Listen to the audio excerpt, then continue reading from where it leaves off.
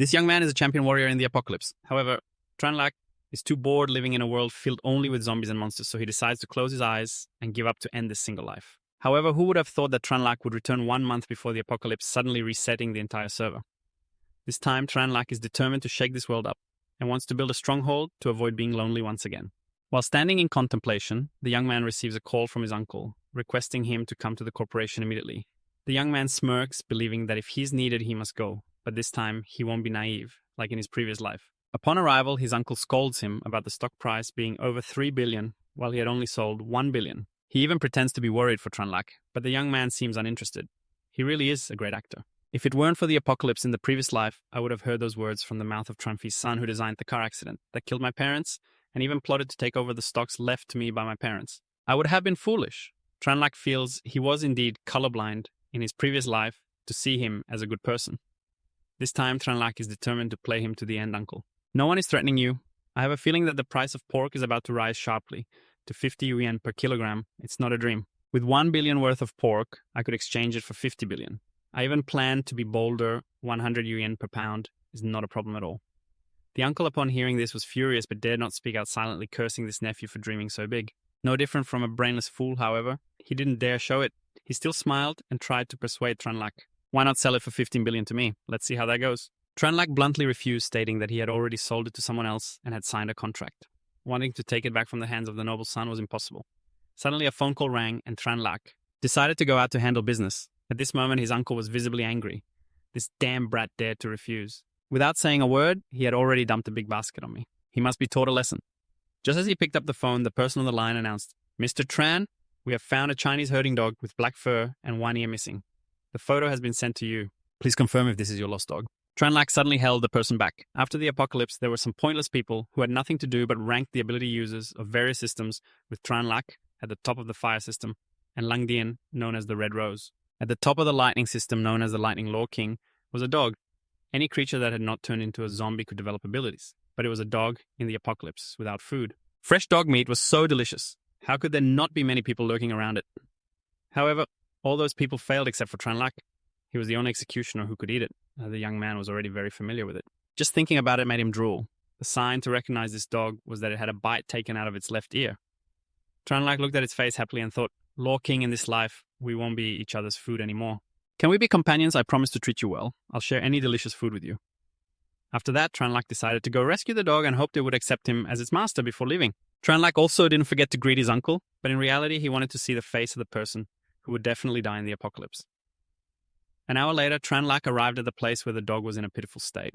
Now it had none of the power to summon rain or wind in the apocalypse. Tranlac gently bent down and said he would save it. The young man called out loudly and demanded to meet the owner. Upon meeting him, he pointed at the dog and asked, "Is this a stolen dog? It's even on my head now. You dare ask me what's wrong? If I hadn't discovered it in time, my big black dog would have probably become dog meat by now." The owner thought to himself, "This dog is clearly a stray. How could it possibly belong to someone? Is he trying to nitpick or something?"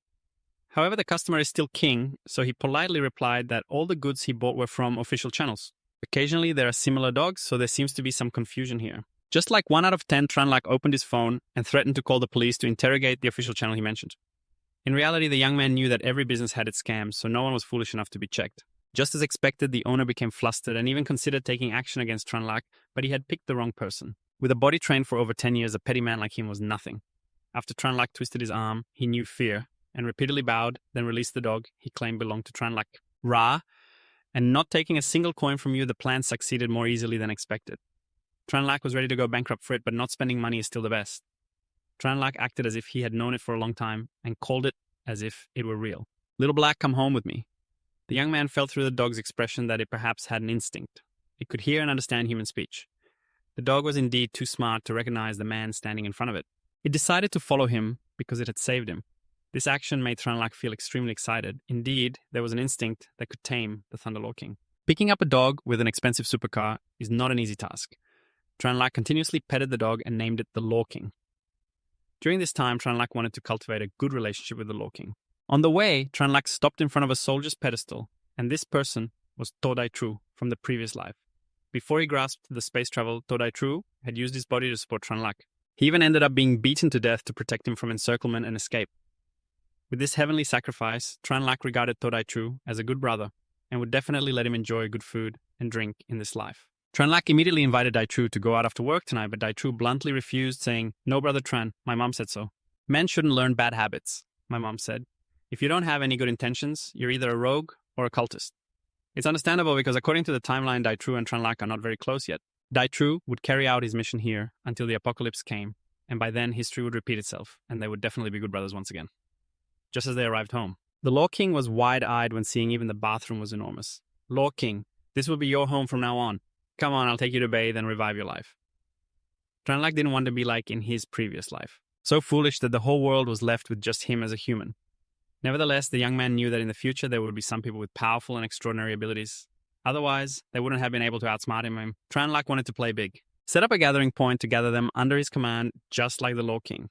It would also help compensate for the lack of direct combat skills of the space system ability, but if he built a gathering point, the resources aspect would need to be even richer, including food, salt, fruits, and vegetables. Seeds, generators, medicines, and supplies were all necessary, especially water.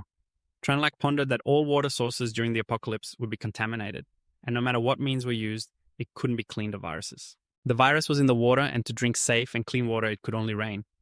After thinking for a while, feeling a headache, Tranlak realized that he also needed to prepare more electric batons. The Law King was confused about what was happening, so its face was full of fear. It seemed to think the electric baton was meant to hit it, but in reality, the young man wanted to use the electric baton to deal with zombies. Zombies also feared electricity, although it would be useless shortly after the apocalypse. But at the beginning, the electric baton was a powerful weapon unmatched by anything. At that time, combined with some alloy armor, it would be invincible. Before anything else, Tranlak was already preparing, wanting to choose carefully and time it right to finalize the order. The dog ate as if it had been starving for a long time. Tranlak comforted it and said, "We have plenty of food. I promise I'll make sure you eat your fill and drink to your heart's content." Seeing Tranlak spit out bones, it seemed to imitate him. The Law King gradually regarded Tranlak as its master. While eating, someone knocked on the door, and this woman was Manga, the cooking teacher that Tranlak had hired. He had so many things to do that he completely forgot about the class this afternoon, so he cheerfully invited the teacher inside. Tranlak thought that Manga, upon seeing the young man, must have thought to herself, "To learn cooking, she dares to spend the sky-high price of 50,000 yuan a month." Initially, she was worried that the landlord might have a problem with his mind. But now, seeing Tranlak looking normal, she felt reassured. With his condition, how many girls could resist his charm? There was no need to worry about herself. She thought whatever she wanted. Tranlak was very serious about this cooking course. "Look, I have prepared all the basic utensils and cooking ingredients in the kitchen." In fact, to prevent unforeseen circumstances during the apocalypse, Tranlak couldn't just have supplies without knowing how to cook. So he spent some money to hire her as a cooking teacher. The first dish to start was sweet and sour ribs.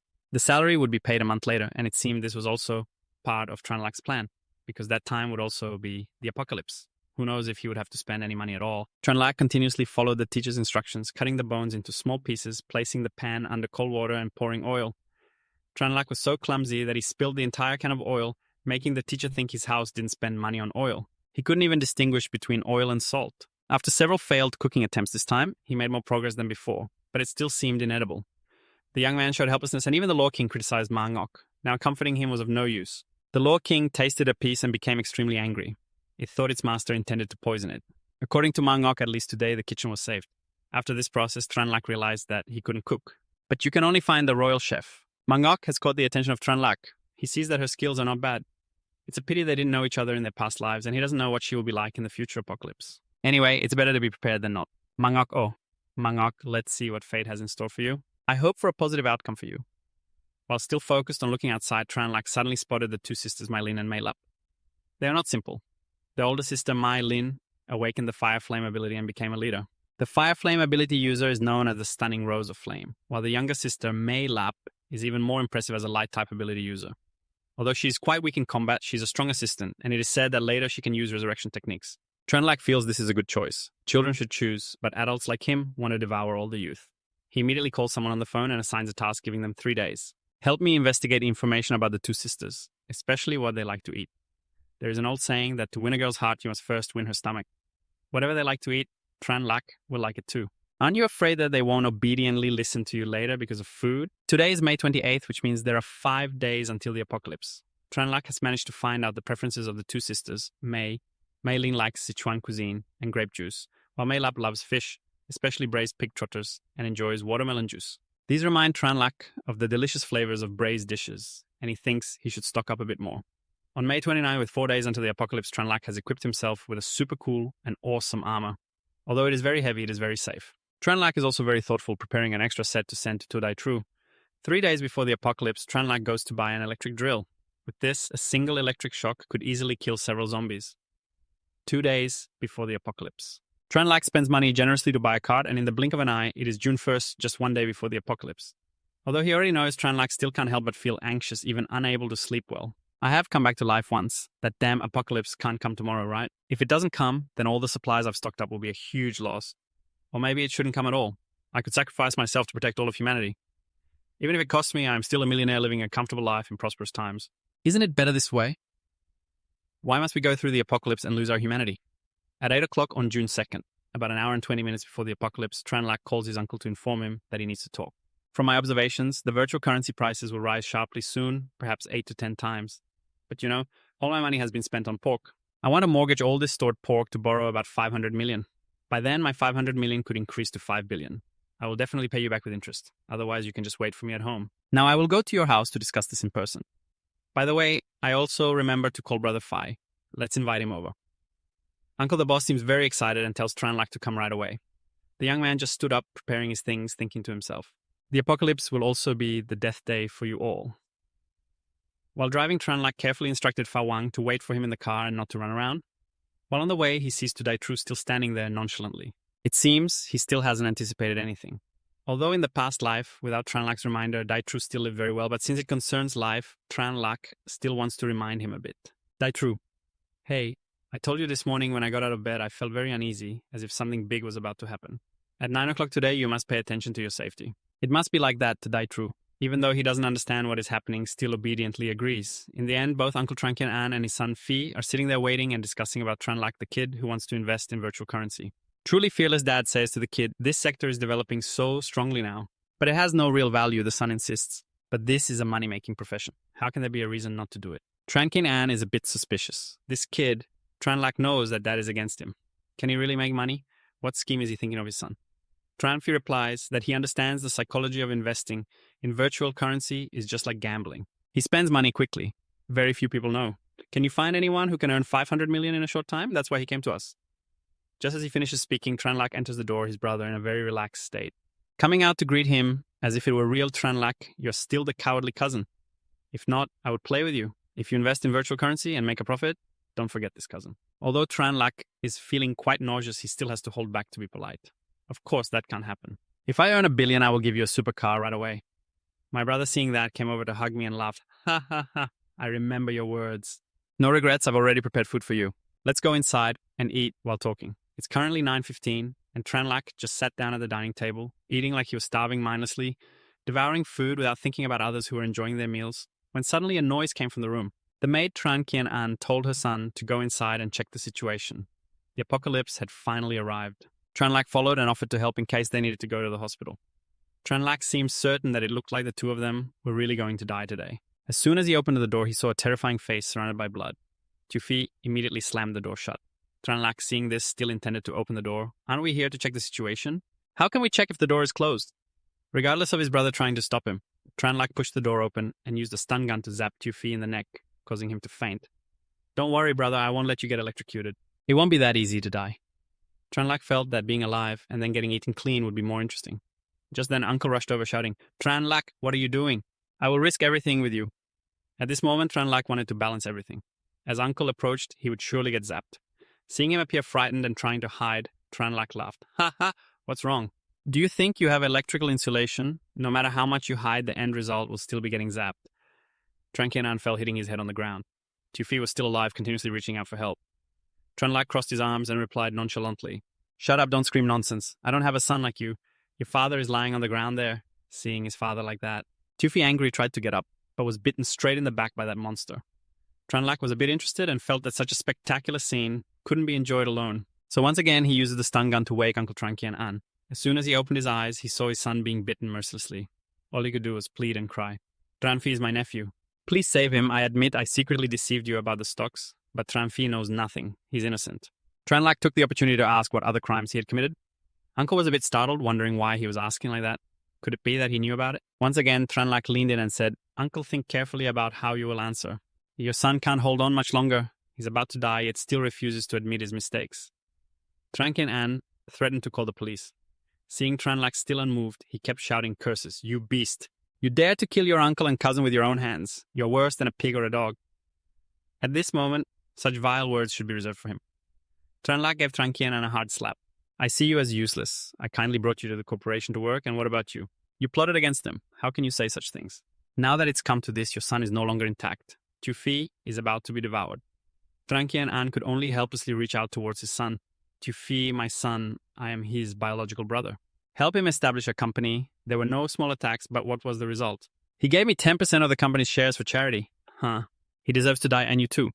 With technology now, you can't escape. With his filthy mouth, the more he spoke, the more Tranlac felt disgusted. According to the current stock value, 10% was already $1 billion. Who has a salary job that gets to share $1 billion in shares? A person with a wicked heart like him deserves to pay the price. Just then, the zombie devoured Tufi and then lunged at Trankinan's neck. Tranlac sighed, feeling that back then his father really brought a wolf home. The things a surviving son could do were only this much. Looking at the zombie in front of him after letting it eat Uncle Tranlac also gave it a stun gun. Indeed, after turning into a zombie, apart from wanting to eat human flesh, it had no interest in anything else. Fortunately, although they did not know fear, they knew pain, so the stun gun still worked on them. Killing them wasn't hard, just stabbed through the area between their eyebrows. It might be a bit cruel, but it was very effective. Moreover, in the middle of the forehead, there was a hidden treasure, which was the crystal. In fact, it was so low level that even the crystal was of such low grade. After the apocalypse erupted, whether it was a superhuman or a zombie, a crystal like that formed at the center of their foreheads. The energy contained in the crystal not only accelerates the recovery process of the awakened, but also allows them to level up. In general, this is a precious item that one must strive to collect as many as possible. The size and color of the crystal depend on the strength of the target.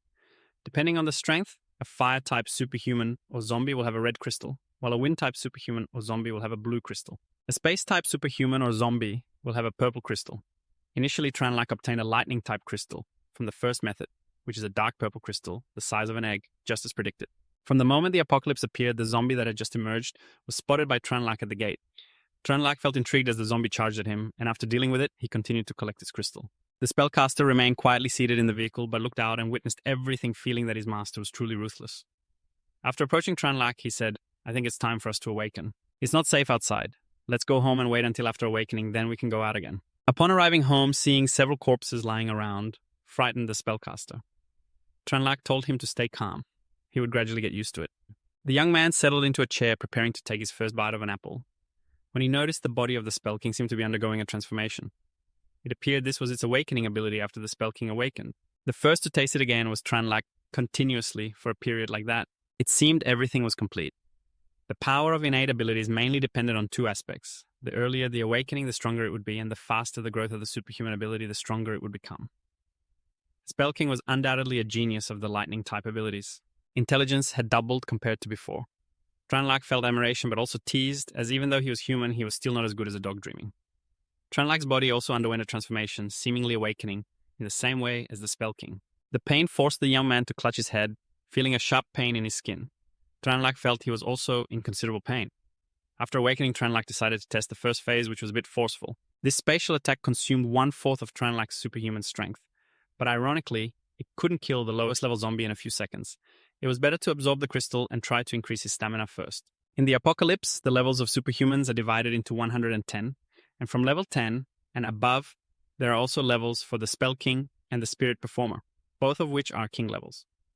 Tranlac himself was also at king level, but after absorbing the Spell King's crystal, he increased from king level to another level.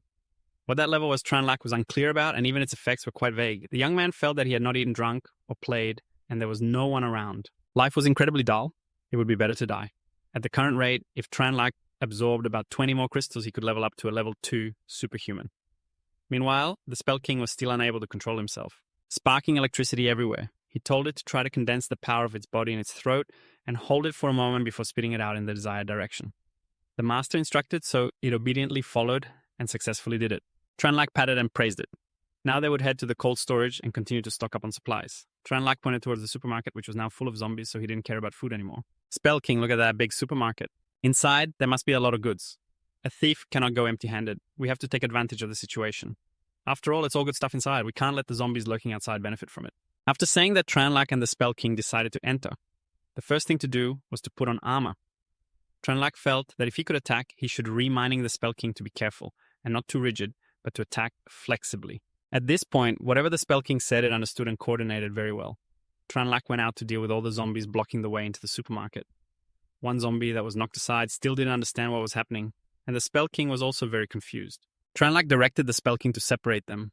At this point, he would let the Spell King handle it while he quickly dealt with the supermarket, and then head back. It was no surprise that the supermarket near the villa had everything.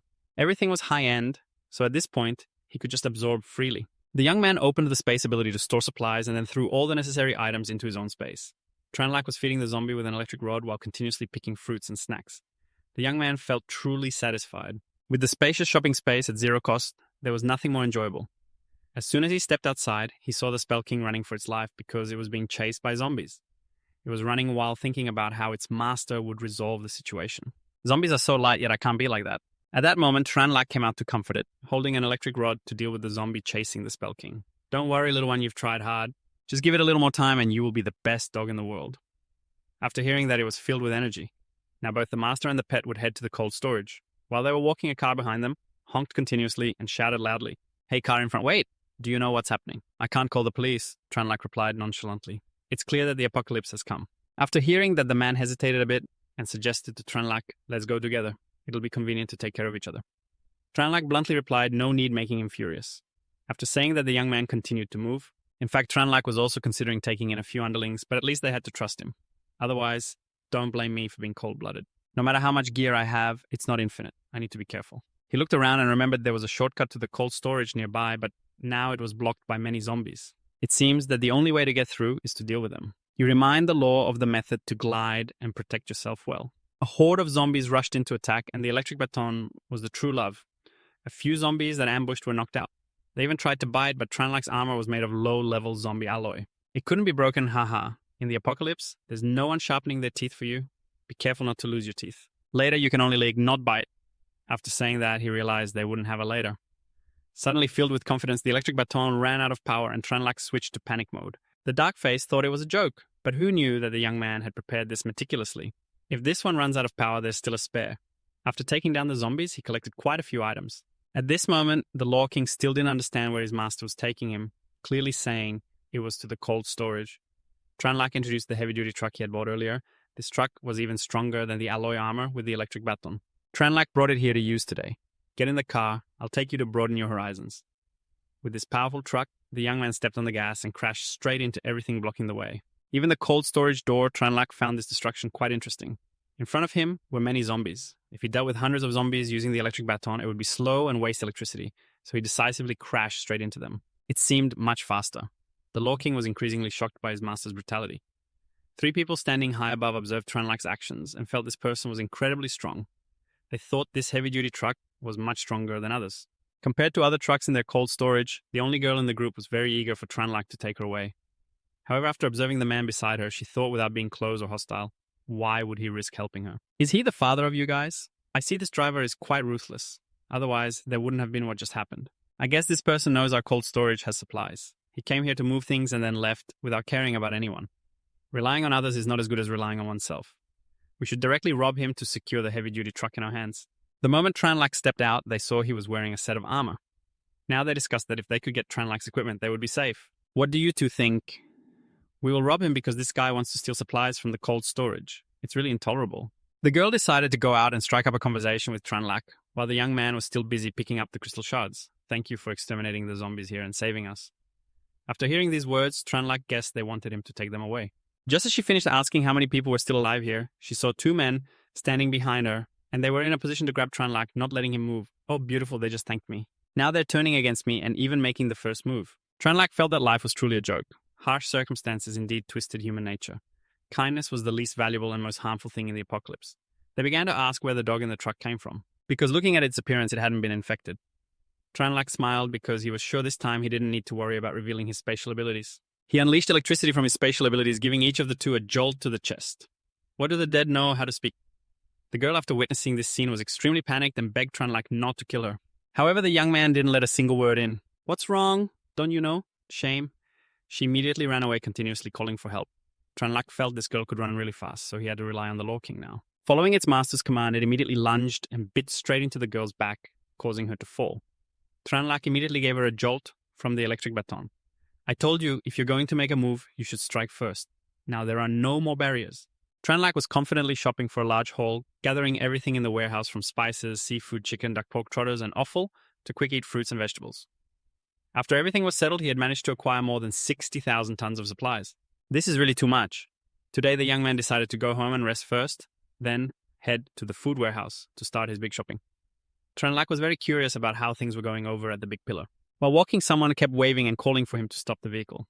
"Master, please give me a ride for a bit." Tranlac glanced and saw that under the man's clothing there were signs that more than half of his intentions were not good. Tranlac's survival rule was to not overlook any threats, no matter how small they might seem. He would not allow it, that is why. The young man continued on without any signs of stopping while the other person kept waving his hands incessantly. "Stop the vehicle, master, I'm telling you to stop."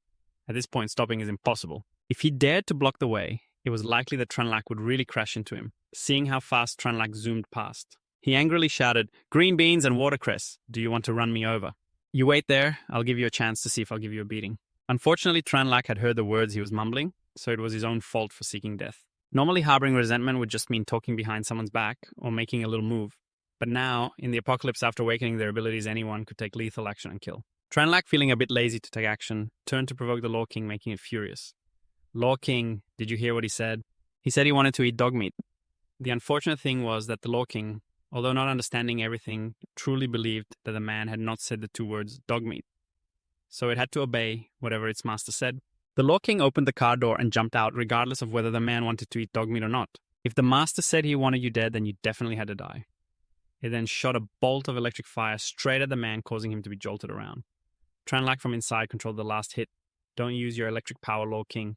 In battle, any hesitation could cost lives. Only by adapting to the apocalypse could one survive safely.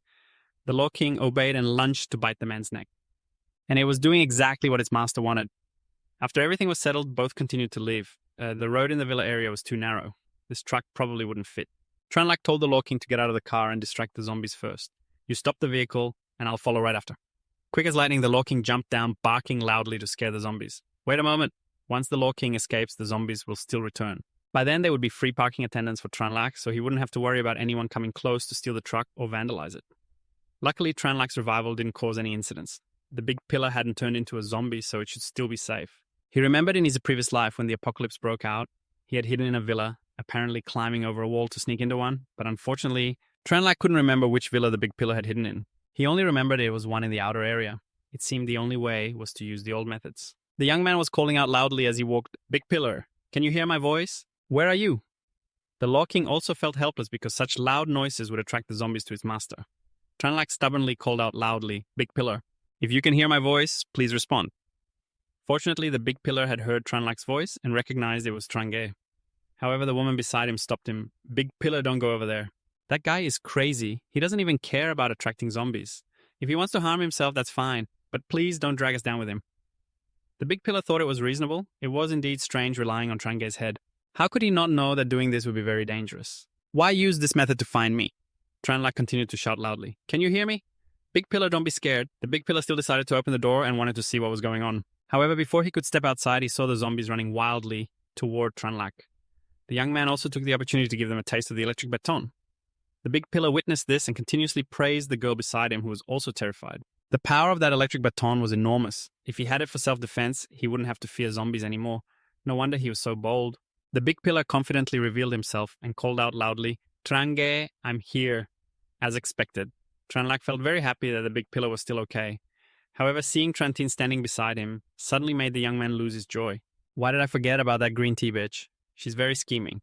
In her past life, when there wasn't enough clean water to drink, she was afraid of tap water being dangerous, so she used a random pillar to experiment as a guinea pig. After I collaborated with the pillar, she came up with all sorts of ways to show affection for both of us. Even when sharing food, she always had to hide a bit first and then pretend to be pitifully hungry. Deceivingly taking a portion from the pillar, she spun him around like a top. If in this life she dares to be so shameless again, don't blame me for using her to show the pillar how dangerous human hearts can be." The pillar cheerfully told me to go home together, because that would make coordination easier. Trantin could take this opportunity to get close and casually greet Brother Tran. "Just now I heard the pillar mention your name. I am Trantin, we share the same surname. Who knows, maybe 500 years ago, we were even from the same family." Without hesitation, she started flattering, thinking that the situation was very urgent, so we all had to hurry. No one invited her yet, she ran after us as if it were real. Trantin thought to herself that she had to increase this Tranlac's favorability towards her. With these two guards, I also have a good chance of waiting until the national rescue arrives. Just as predicted, Tranlac understood Trantin from before. She was always calculating all the benefits for herself. As soon as she stepped into Tranlac's house, she thought, oh my god, this villa, from its position to the environment, everything was clearly far better than the villa I used to live in. If I could wait for the national aid and have Tranlac in my hands, wouldn't that be killing two birds with one stone? Seeing that the pillar, looked hungry, Tranlac said she would go get food for both of us. Trantin, seeing this, took the opportunity to thank Tranlac continuously. No one is foolish enough to fall into the same trap twice. Tranlac swore that in this life, she could not let that bitch, Green Tea, enjoy a good deal. Just as she was about to open the space storage, Tranlac glanced at the legal prince. This young man thought of some dirty tricks to retaliate against Trantin. Heh heh, in the past life, you made me and the pillar suffer like that. Now adding a little special ingredient for you is no problem, right? The young man immediately went over, vigorously rubbed a piece of bread against the legal prince's butt, then casually arranged the bread on a plate and went out to invite as if it were real. In my house, there's only this much left, everyone bear with it. With a kind nature, the pillar was very worried for Tranlac and told her to keep some for herself. Knowing that Tranlac had prepared 2 pieces of bread just for the pillar, while the maid Trantin only got 1. You're a girl with a small stomach. Giving you a piece should be fine, right? She acted very enthusiastic, continuously responding, yes, yes. But in reality, she sighed in disappointment. With just 1 piece like this, how could she possibly be full? But never mind anyway. Letting the pillar eat his fill first is important, so he has the strength to find food for me. Trantin had just taken a bite and felt that this bread had a strange taste. It seemed spoiled. On the other hand, the legal prince, seeing a girl eating the bread that had been rubbed against his butt from afar, felt nauseous. You dare to eat bread that was wiped on my butt. Damn, that's disgusting. Witnessing this scene, Tranlac felt extremely excited. Although punishing this little brat was very enjoyable for future matters, I should quickly reveal her true face and get away from her. The situation is that there are zombies everywhere, and food is scarce. So Tranlac thought everyone needed to come up with a way to get to the supermarket, at the gate, to gather some supplies, still with the same personalities. The pillar stood up and volunteered, Brother Tran, let's go. I will cover for you. Just rest assured, holding an electric baton, as long as I get killed, the zombies won't touch a hair on you. But this method is not stable. An electric baton can only kill 4 zombies. At this moment, Tranlac felt like a fish in water. The young man wanted to take this opportunity to teach Trantin a memorable lesson. I've seen it already. The zombies in the supermarket in the neighborhood are not just that many. I have a much better plan. That girl is petite, so she must run fast. You should distract the zombies. Meanwhile, the pillar and I will go into the supermarket for supplies, and then we will meet again at the villa. Trantin, upon hearing this, turned pale and sweated profusely. In reality, she didn't dare to do such things. Turning around, she put on a pitiful act, crying, Brother Tran, I've been weak since I was little. I can't run fast at all. If you ask me to do that, it's like asking me to die.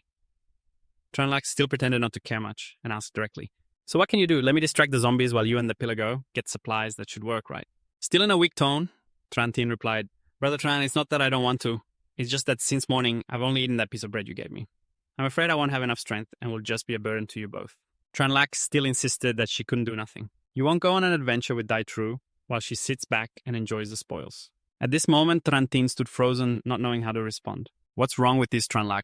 Why does he insist on making me work like this? Isn't taking care of women something that should be done? Oh, why can't you show a little tenderness? Realizing the situation was difficult, she pleaded with Tranlac, but to no avail. She turned to plead with Dai Tru, saying that Trantin shouldn't be allowed to pull any nonsense. Tranlac immediately interjected, saying, I've not had a sip of water since morning.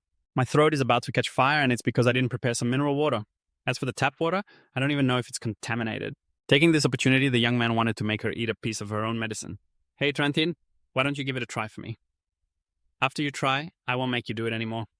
Trantin was feeling confused, both annoyed and still calculating. Do you think I'm a guinea pig or something? Damn it. I'm afraid the water is contaminated, so I haven't had a drop yet. She's so selfish that there's still a bottle of water in her backpack, but just because I'm Dai Tru, she dares not drink it. She's afraid that I might ask her for a sip, so she decides to go thirsty rather than share with anyone else. This made Trantin, who was parched, look pitiful, as she continued, I can wash clothes and take care of the 2 of you, Trancha. Please don't make it hard for me. She then turned to look at Phap Vuong. Oh, right. We can let it try to see if the tap water is drinkable. Phap Vuong, who was minding his own business, was startled by this. Even though I'm not a person, you're really something. You want me to try it? You better watch out. I might just bite you. With that, he charged toward Trantin. She instinctively raised her backpack to block him, and Phap Vuong bit into the backpack, which tore open, spilling out a bunch of items. Tranlac saw this. He bent down to pick them up and complimented her on having so many good things. The young man thought to himself, no wonder she keeps that backpack closed. She's hiding food and drinks inside. She must be waiting for us to go out so she can enjoy it all alone. This is the kind of vile and disgusting person you are. You make my eyes itch. He then picked up a can of water and casually drank it while handing a few portions to me, Dai Tru. Hey, it seems I'm hungry too. Then let me take my leave, Dai Tru. You haven't had enough to eat either, right? Here, take this and eat well. Then we'll go get supplies. At this moment, Daitru's face darkened and he looked a bit displeased. This morning, I risked my life. Time and again, I managed to save her, yet she could deceive me into thinking there was no food when she clearly had it. This means she didn't want to share from the start. So I won't pay any more attention to it. Trentin saw this and rushed over, shouting, "You can't eat that, it's mine. Put it down, give it back to me right now." Tranlak used his foot to trip her, causing her to nearly fall to the ground. Trentin lifted her face and continuously complained, "You two are men, and yet you bully a girl like me. Is this what you call being a man?" Tranlak ignored her and continued to finish the can of water. "Hey, why don't you go ask the zombies if they care whether you're a man or a woman? But even so, this isn't enough for me to gain a deep understanding of humanity." I have to be even harsher with Trentin. Seeing her cry was annoying. Tranlak bent down, smiled, and continued his efforts to reveal her true self. "What are you crying about? We need to eat well, to have the strength to look for supplies, right? This time you don't have to go anymore. We've eaten your food, and when we return, we'll give you back double." After hearing this, Trentin found it reasonable. She thought to herself that she couldn't turn against Tranlak and to Daitru now. The girl crossed her arms and shrugged. "I'm not wrong. It's just that when I was little, I almost starved to death, so I reacted like this. I'm sorry, Trankado Daitru. I didn't mean to." After hearing this, Tranlak felt she was really good at making up stories. Well, waiting for her to keep bragging could take all day. Tranlak turned to Todaitru and said, "To Daitru, let's check out the supermarket at the gate later. Wait for me to prepare a bit. You two just feel free to go ahead." After saying that, Tranlak walked towards Fabvung and instructed him to go outside and attract about 10 zombies back here for him. After hearing this, he thought his master was going to lure zombies back, but he understood. Bringing them home, what the heck Tranlak didn't want to explain, and just told him not to worry too much. When they go back, he would understand. Hurry up, the show is just about to begin. The young man brought out a bowl of garlic that smelled so strong that Trentin couldn't stand it and pinched her nose. Todachu asked Tranlak why he made so much garlic water, and Tranlak smiled and replied, "You two don't know, do you? A while ago, when I came back from outside, I saw someone imitating a scene from a movie, wearing a large string of garlic around their neck. I saw those zombies with my own eyes. They were so scared that they kept backing away, not daring to take a step forward. It seemed like everything was gradually falling into place. It's just a pity that reality and movies are completely opposite. Garlic has a stimulating smell when smeared on the body, which attracts zombies much more." Tranlak continued to stimulate, but unfortunately there wasn't much garlic at home, just enough for 2 people. Later, when they get to the supermarket, they have to see if they can get some more garlic. Then a very loud noise came from the door. Tranlak looked for a while and then asked, "Do you two hear that? It seems like a group of zombies is getting closer." At this moment, Trentin's face turned pale, not understanding what was happening. Tranlak was very curious about how Trentin would choose to face this group of zombies or snatch the life-saving garlic water. The noise grew louder and Trentin showed more and more fear. "No, this isn't good. This sound must be the iron door being broken down to lure the zombies inside." Tranlak acted very convincingly and even poured garlic water over himself, then hurriedly told Todaitru to use the remaining garlic water quickly. Todaitru turned to look at Trentin for a moment, hesitating. "Although I kind of hate her now, she doesn't deserve to die. The number of zombies this time is clearly not small at all. If I use up all this garlic water now, won't she die?" Before I could accept Todaitru's kindness, Trentin's greed exploded.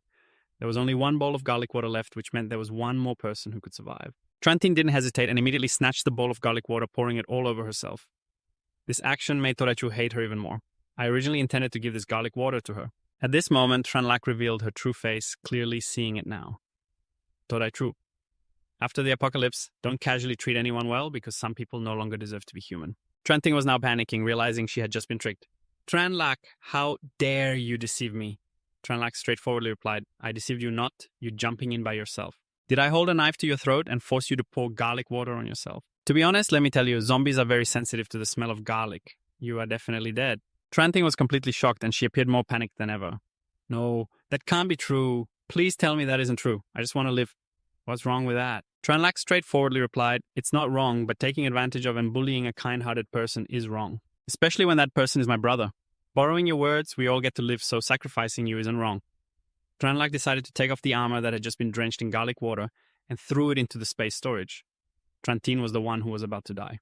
And a dead person can't keep secrets. As for Todaitru, Tranlak would honestly tell him that he awakened spatial abilities. Trentin still couldn't believe she had been tricked over and over again. "Armor. So you prepared this beforehand. No wonder you dared to pour garlic water on yourself."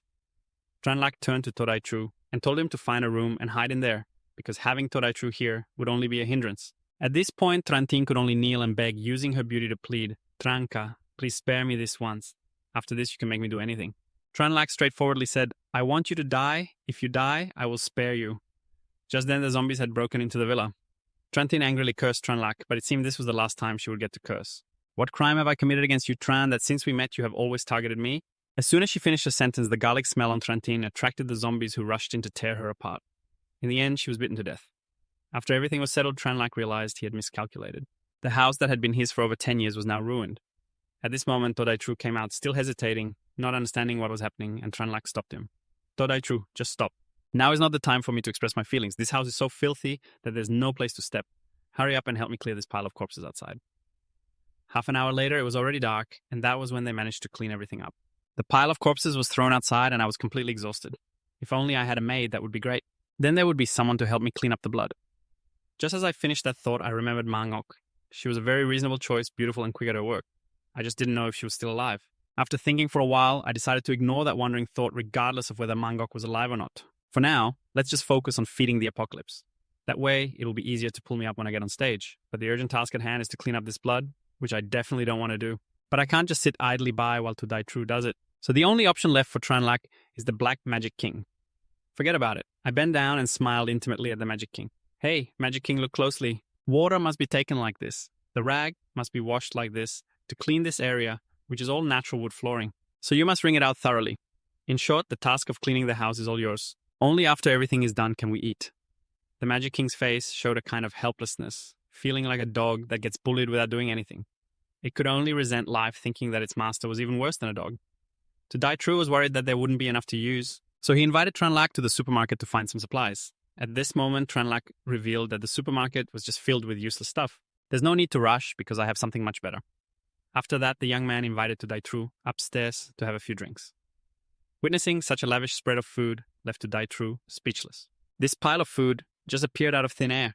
Trange, what are you doing? Seeing Todai Tru so confused, Tranlac had to explain, Dai Tru, do you feel any changes in your body? Todai Tru began to think and realized that since this afternoon, after experiencing a headache for a while, he felt his stamina increase significantly. Tranlac revealed that he had actually undergone that kind of change even before the apocalypse occurred. If Todai Tru's change was a power system, then Tranlac's was a space system. Tranlac explained further, I suddenly discovered that I could control a bit of spatial power, plus I have a feeling that a disaster is about to happen. So I stocked up on some supplies. At this moment, Todai Tru seemed to understand a bit. Tranlac felt that this explanation would not sound unreasonable, like the fact that he came back to life, making it easier for Todai Tru to accept. After pouring a can of beer, Tranlac handed it to Todai Tru and said, I have a feeling that we will become good brothers. Don't think too much. The world is vast and eating is still the most important.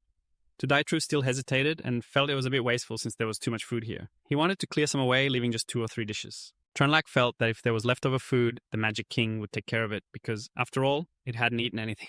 After hearing this, the Magic King, who was in the middle of cleaning, felt a bit emotional. Don't mention leftovers.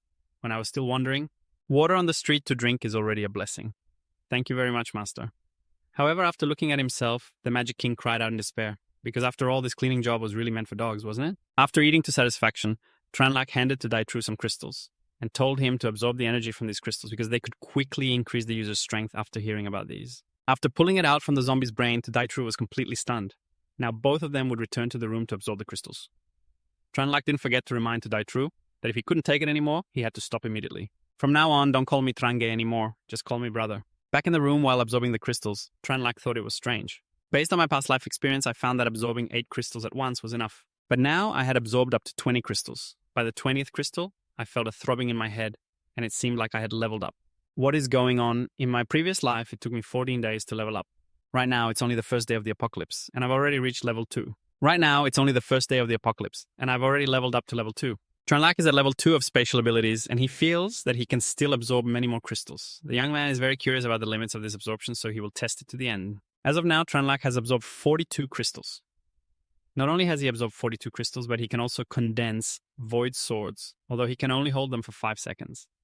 In his previous life, he didn't gain the ability to understand void swords until level 7. He only gained the ability to understand void swords at that level. If we follow the current pace in his previous life, he would have to reach level 9 to control void swords for use, but perhaps in this life he could manage to use them at level 4. Tranlac lies back, imagining wonderful things, including the dimensional blade, which he would need to reach king level to control. Perhaps he could unlock it even earlier. Just thinking about it makes the young man feel amazing. Just waking up to Todai Tru has been continuously praising the method that Tranlac mentioned, saying it is really effective. He feels that his strength has increased significantly after absorbing about 7 crystals. The Dharma King also flexes his achievements here. He keeps barking loudly 9 times and displays an extremely happy expression. It turns out he has eaten 9 crystals already. Although he is indeed skilled, Tranlac feels lucky that it is not 99 crystals. Otherwise, he doesn't know how long it would bark. Tadaitru looks at the Dharma King for a while, unable to believe that a dog can eat more than him. Tranlac then reveals that he shouldn't underestimate the Dharma King's innate talent. It's quite high. Try this armor on. After breakfast, let's head to the storage room together. As soon as they step outside, they see a bunch of zombies wandering around the pickup truck. Tranlac has already regarded them as the ones to watch. The truck is free. Tadaitru was about to deal with the zombies when Tranlac stopped him, saying not to intervene. These are all free labor for the Dharma King to herd them away. Seeing the Dharma King charge into the battlefield, Tadaitru praises him endlessly, saying he is indeed a brave puppy who is not afraid of danger. In fact, Tadaitru feels that this Dharma King dog is even more useful than himself. Seeing Daitru too worried, Tranlac turns to brush off his hands, saying not to compare with a dog. There are things it can do that he cannot. Everyone has their own strengths. Tadaitru shows surprise, wondering what a dog can do that a human cannot. And Tranlac cannot do it. After hearing the response, he is indeed shocked. That's right. It dares to eat poop, and he dares not. While they are still busy dealing with the zombies upon hearing something unpleasant, the Dharma King turns back to protest, immediately barking that it is slander. He did not eat. Finally, they arrive at the storage room, and Tranlac feels very strange. There are not many staff members in this storage room. There must be someone still alive. Although they made a loud noise, they did not hear anyone calling for help. Daitru thinks that the storage room must have a basement. It seems everyone has hidden down there. That's why they didn't hear the sound of the truck. As soon as they step down, Tranlac sees the stairs leading to the basement and they decide to go in and check it out. Just a few steps down, they bump into a skeleton in a crawling position.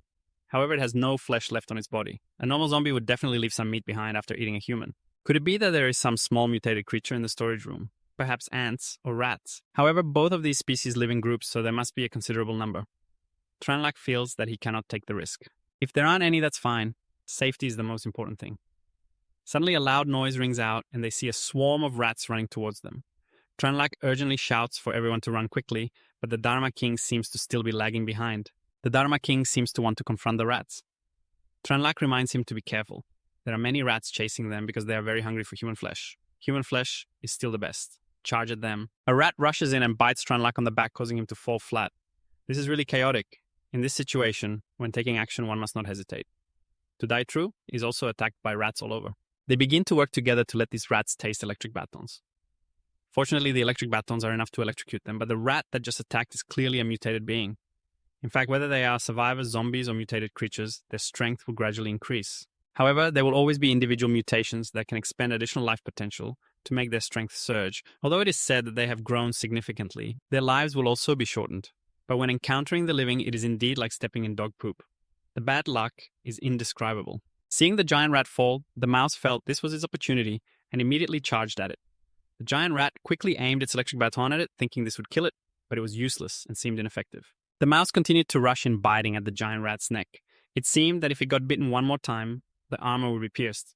Seeing the giant rat in danger, Tranlac wanted to help because the strength of this king mouse was at least level 3. It might even be level 4 with no conventional way to deal with it. It could be killed in a shorter time, and there were too many mice surrounding them. If Tranlac hadn't broken through to level 2 last night, he would definitely have been dead by now. The king mouse looked at Tranlac and thought that the baton would never be able to threaten it. It silently warned Tranlac that after dealing with the giant rat, it would turn to bite him to death. As for Tranlac, he could only hope for the void sword. It could only be condensed for a few seconds. The young man rushed in, activating his power to deliver a strike that would leave no chance to escape. If it took this sword strike, even its ancestors wouldn't survive. After making it disappear, Tranlac picked up the crystal.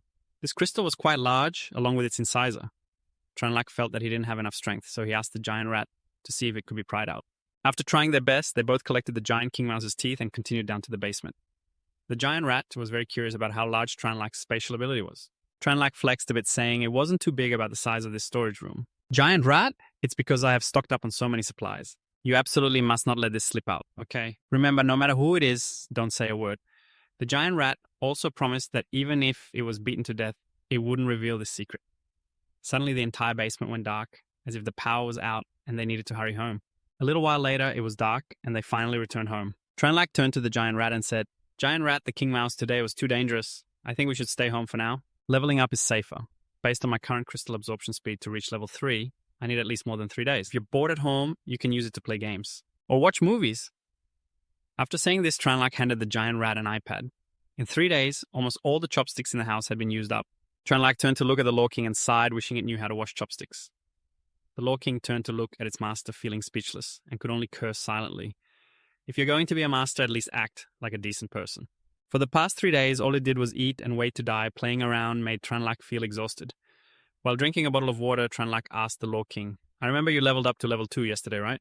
After realizing that his master had discovered this miracle, its eyes lit up. The young man continued to praise. There's a saying that a good dog can become talented even without training. Go out and find some zombies to practice. See if you can discover any new Thunder-type skills.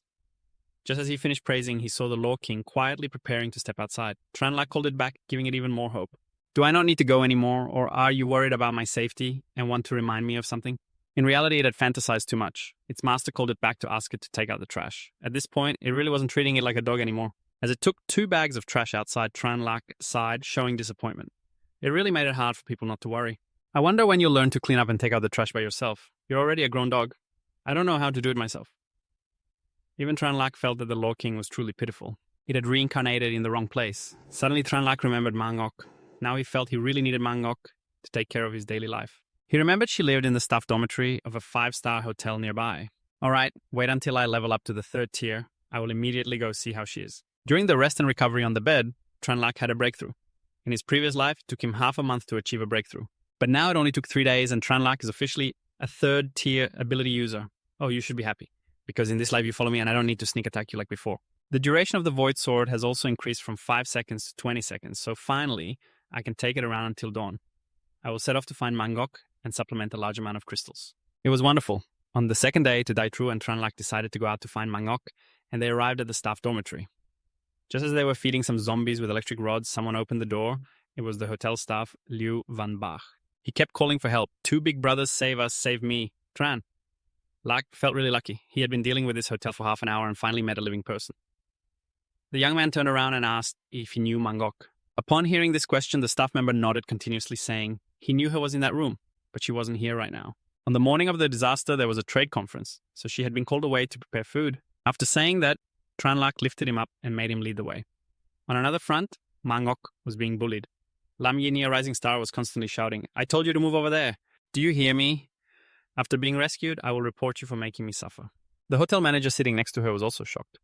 Mangok Lam Yini is a VIP guest of our hotel. You should listen and move aside quickly. Mangok feels too cramped. So it seems she didn't want to move at all. There's really no space left, and I'm also a living person who needs room. Just after finishing her sentence, Lam Yini grabbed Mangok by the hair and neck. Do you dare to resist? Do you know who I am? Li Lam, a big shot in the business world, felt that the remaining vegetables were not enough for many people. He said that if Mangok didn't obey, he would throw her out, and everyone inside agreed to discard her. Mangok go somewhere else. Even the hotel manager saw that. There really isn't enough space. Given the situation, you might have to sacrifice a little. Try running to another place and see. Mangok showed no intention of moving because outside there were only zombies. She wouldn't know where to run. They didn't give Mangok the right to speak anymore. They dragged her outside. Lam Yinyi crossed her arms. This is the fate of those who dare to confront me. As soon as they went outside, they saw zombies everywhere. Mangok reminded herself not to cry. She had to hold back and not let these creatures have the satisfaction of seeing her as a joke. It was infuriating. If anyone could handle all these people, she would agree to pay any price, but still. She felt like she had no chance to do that. Then a horde of zombies began to rush in to attack Mangok. At this moment, she could only cry in frustration. It was truly ridiculous. She saved a group of people only to be harmed by them. Just when she was at her most desperate, Tranlac appeared as her savior. Mangok, it's me Tranlac. You taught me before? Upon seeing Mangok, Tranlac felt extremely delighted. At least the chef was not dead. It seemed he had good fortune with food. Tranlac thought to himself, I risked so much to come here. Tell me, are you moved? You wholeheartedly worked as my chef. Mangok raised her head and continuously thanked Tranlac. However, this was not the time for many words. First, he wanted to deal with the zombies. After this, we will talk about the past. To die true, and Tranlac coordinated to eliminate the zombies with electric rods, and the people of Lamini inside looked through the window, extremely happy to be saved. After 5 days of perseverance, we were finally rescued. After exterminating the zombies, the group revealed themselves and continuously thanked the 2 heroes who saved them. Hello, you two. I am Lamini. Very nice to meet you. She greeted while thinking to herself that it would be great if these 2 were her fans. However, Tranlac was also quick to sense that something was wrong with Mangok. He turned to ask, what's wrong? If there's something, let me help you. Mangok was still feeling frustrated with Tranlac. The thing is, why should I save them? After hearing that, Tranlac sighed and said, it's really hard to be a good person. The hotel manager came out and asked, Brother Truong, could you please give me a ride home? After resolving the crisis, I went to my company where I earned 200,000 a month. Tranlac bluntly replied, having money makes you great, huh? I I hate the kind that repays kindness with resentment like you. To die true couldn't help but feel disgusted and immediately turned to slap that guy, making him fall flat on his face. The hotel staff witnessed it all, but I must say these two are really bold. Everyone here is a big shot. Aren't they afraid of retaliation? However, in this critical situation, they didn't act superior, but quickly lowered their pride to plead, "You vented your anger for your friend, and we really were wrong. But as long as you can get us to safety, you can ask for anything." In this apocalyptic era, Tranlac allowed himself to follow just one principle: as long as you are my enemy. If I have the chance to make you die, I will absolutely not let it go. Tranlac turned and smiled brightly, saying, "Although you have offended my people, don't worry, I won't kill you. I will just tie you up. Whether you live or die is up to fate." At this moment, the manager began to act superior and threatened with the law, saying something utterly absurd that To Die True had to repeat. "Did you think about this when you threw her out?" Lam Yinyi knelt down continuously, begging for help. "Please save me. I will agree to anything." Her attitude was so annoying. This pretentiousness only made Tranlac more irritated. "Oh, this girl wants to take off her pants when she feels disadvantaged. Get lost, I hate dirtiness." After finishing his sentence, the young man used a rope to tie her up tightly, and Lam Yinyi remained the same as ever, acting like a beauty, not having bathed for a few days, so being a bit dirty is unavoidable. "You can bathe me, but talking too much gives me a headache." Tranlac stuffed a cloth into Lam Yinyi's mouth to prevent her from saying more. Then he left them to fend for themselves, with only the hotel staff running after him, wanting to go with Tranlac. The young man turned to the staff and asked, "What do you think you have that makes me want to take you in?" After saying that, Tranlac handed the staff a baton and set a challenge. "Go out and kill 10 zombies and you will be accepted." At this point, who would dare to do it? But at this moment, if he didn't do it, Tranlac was determined not to accept him. So Tranlac couldn't take him into the team. But still out of kindness, he gave him a few things and said, "You have 3 minutes to choose your items and then I will protect you back to the dorm as a thank you." Tranlac also turned to Mangok and said frankly, "I need logistics. No one cooks. Just then I remembered you told me to go wash some pots or something. I'd rather go kill zombies than do that. I assure you will be safe, and I won't treat you poorly, no need to brag. Meeting me is the luckiest thing in your life. So what do you think? Will you agree to come with me? Such a good opportunity. Who would say no?"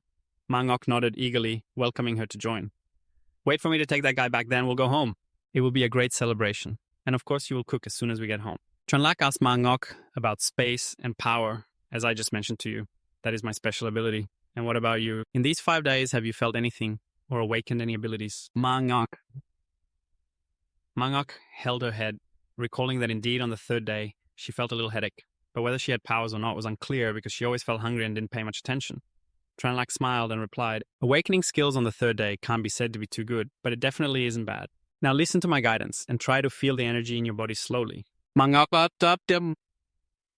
then closed her eyes and her hand revealed a flame. Tranlac showed great surprise and a bit of joy. Fire. A fire ability user cooking will make for delicious food. "So here's another super chef. I've found a treasure." Half an hour later, Mangok had prepared a lavish dining table with fragrant food, truly a chef's touch, which made it much different from what To Die True and Tranlac usually had. They enjoyed a feast like never before. This tofu dish was both soft and fresh, and Mangok really nailed it. After finishing the meal, Mangok tidied up everything neatly. Tranlac felt he had made the right choice. He told Mangok to leave the dishes, no need to clean up right away. "Now let's go check the room," the young man told her. In the meantime, they would temporarily stay at home to level up their abilities. Tranlac talked about specific methods for leveling up, and a few days later, he finally reached level 3. At this rate, he thought it would take another 10 days to reach level 4. The young man felt he should go outside to gather more crystals and had to find the 2 sisters. Meling and Milap would complete the set.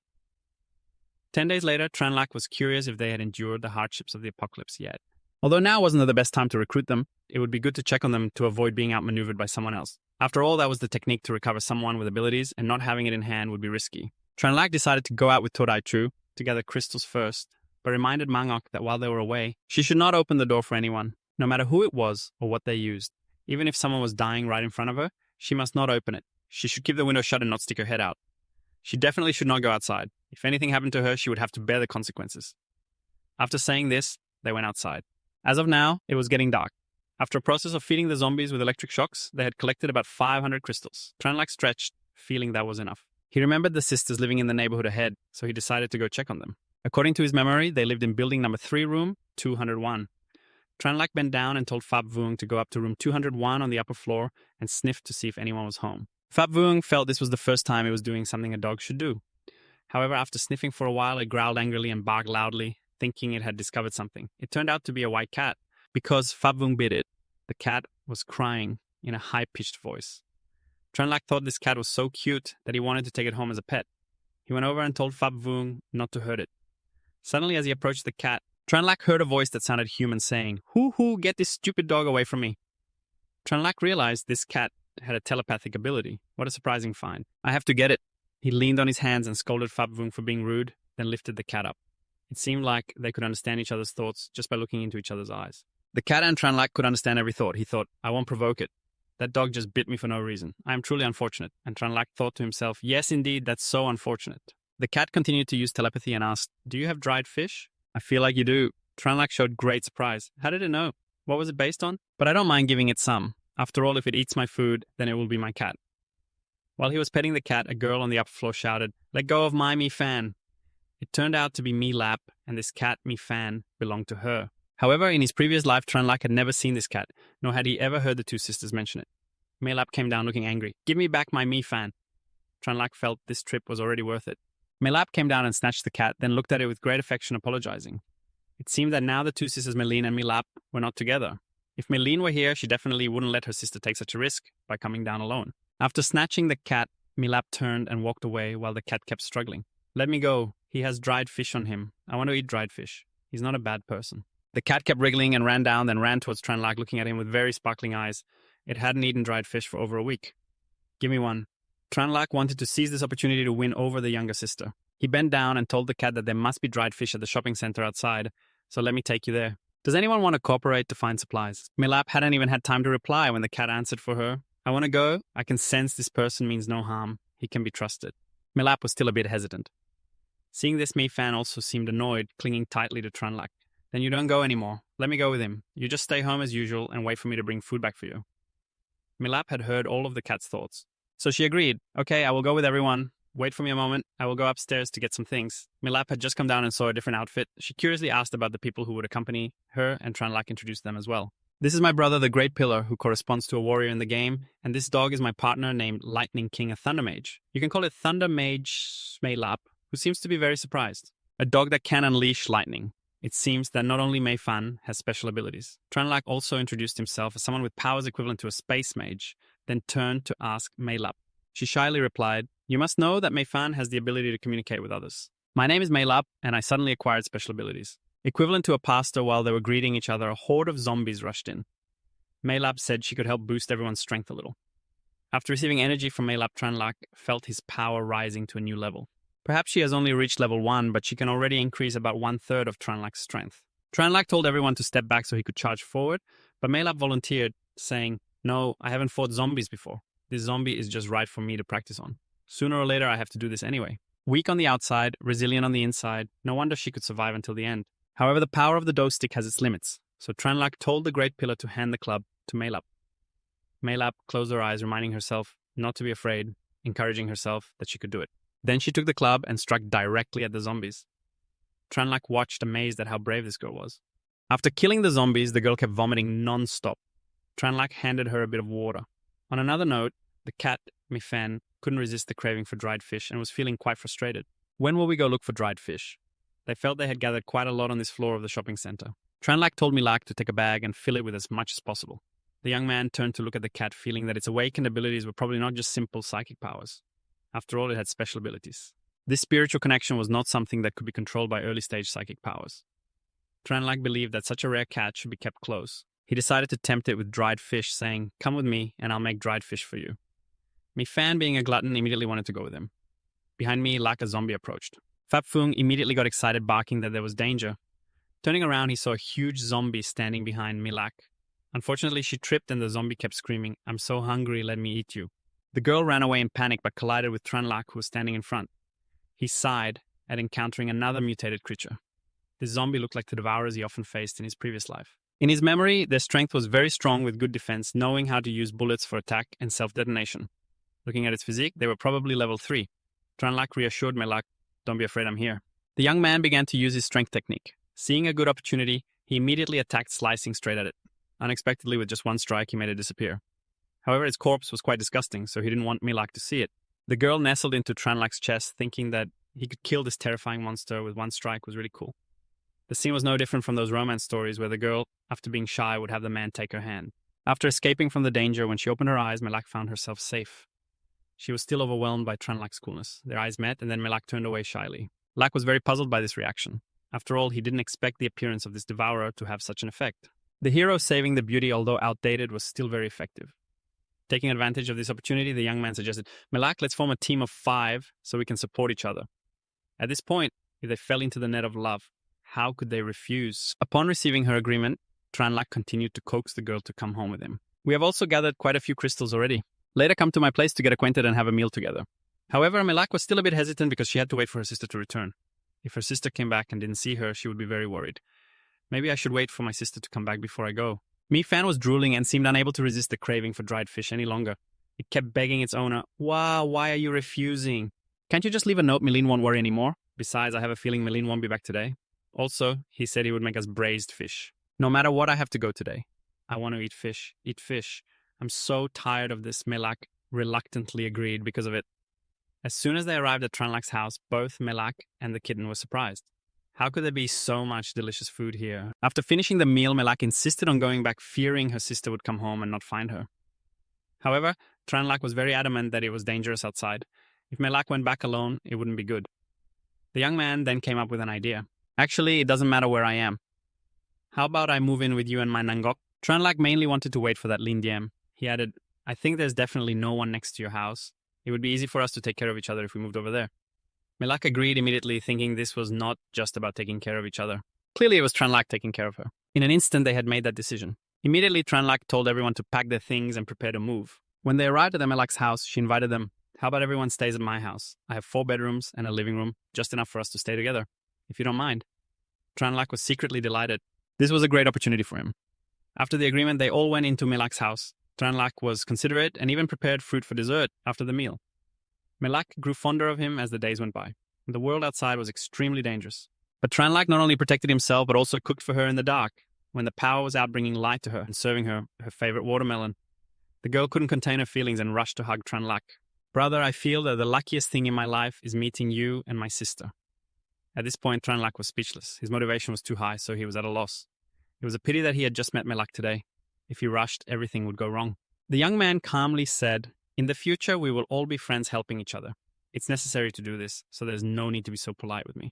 Tranlak is actually just trying to be hugged tightly by a pretty girl, like this, almost revealing his wicked face. But I still have watermelon in my hand. Are you sure you don't want to eat the watermelon first, before hugging me? Belak suddenly realized her previous action, her face turning completely red. Then she led everyone to see her room Gyoithiu, the room where sometimes her classmates would come to stay, and the painting room of her older sister. This room will be for Todai Tru. She also discriminated against choosing her sister's room, to Gyoithiu, to Tranlak. However, the young man was most concerned about where Melin would stay if he occupied her room. After pondering for a while, he decided to just stay for now. We'll figure it out later. Tranlak suddenly remembered he had forgotten something, then took out the crystal stones and handed them to Milap. After finishing his studies, he told Milap to go back to the room and give it a try. And he also went back to his room to rest. Just as he entered, he saw a cat lying lazily on the bed with an extremely satisfied expression. Damn, why are you here? This greedy little thing was not only gluttonous but also lewd. It jumped up to hug Tranlak tightly, saying, Tonight I'm sleeping with you, tomorrow I'll sleep with Milap.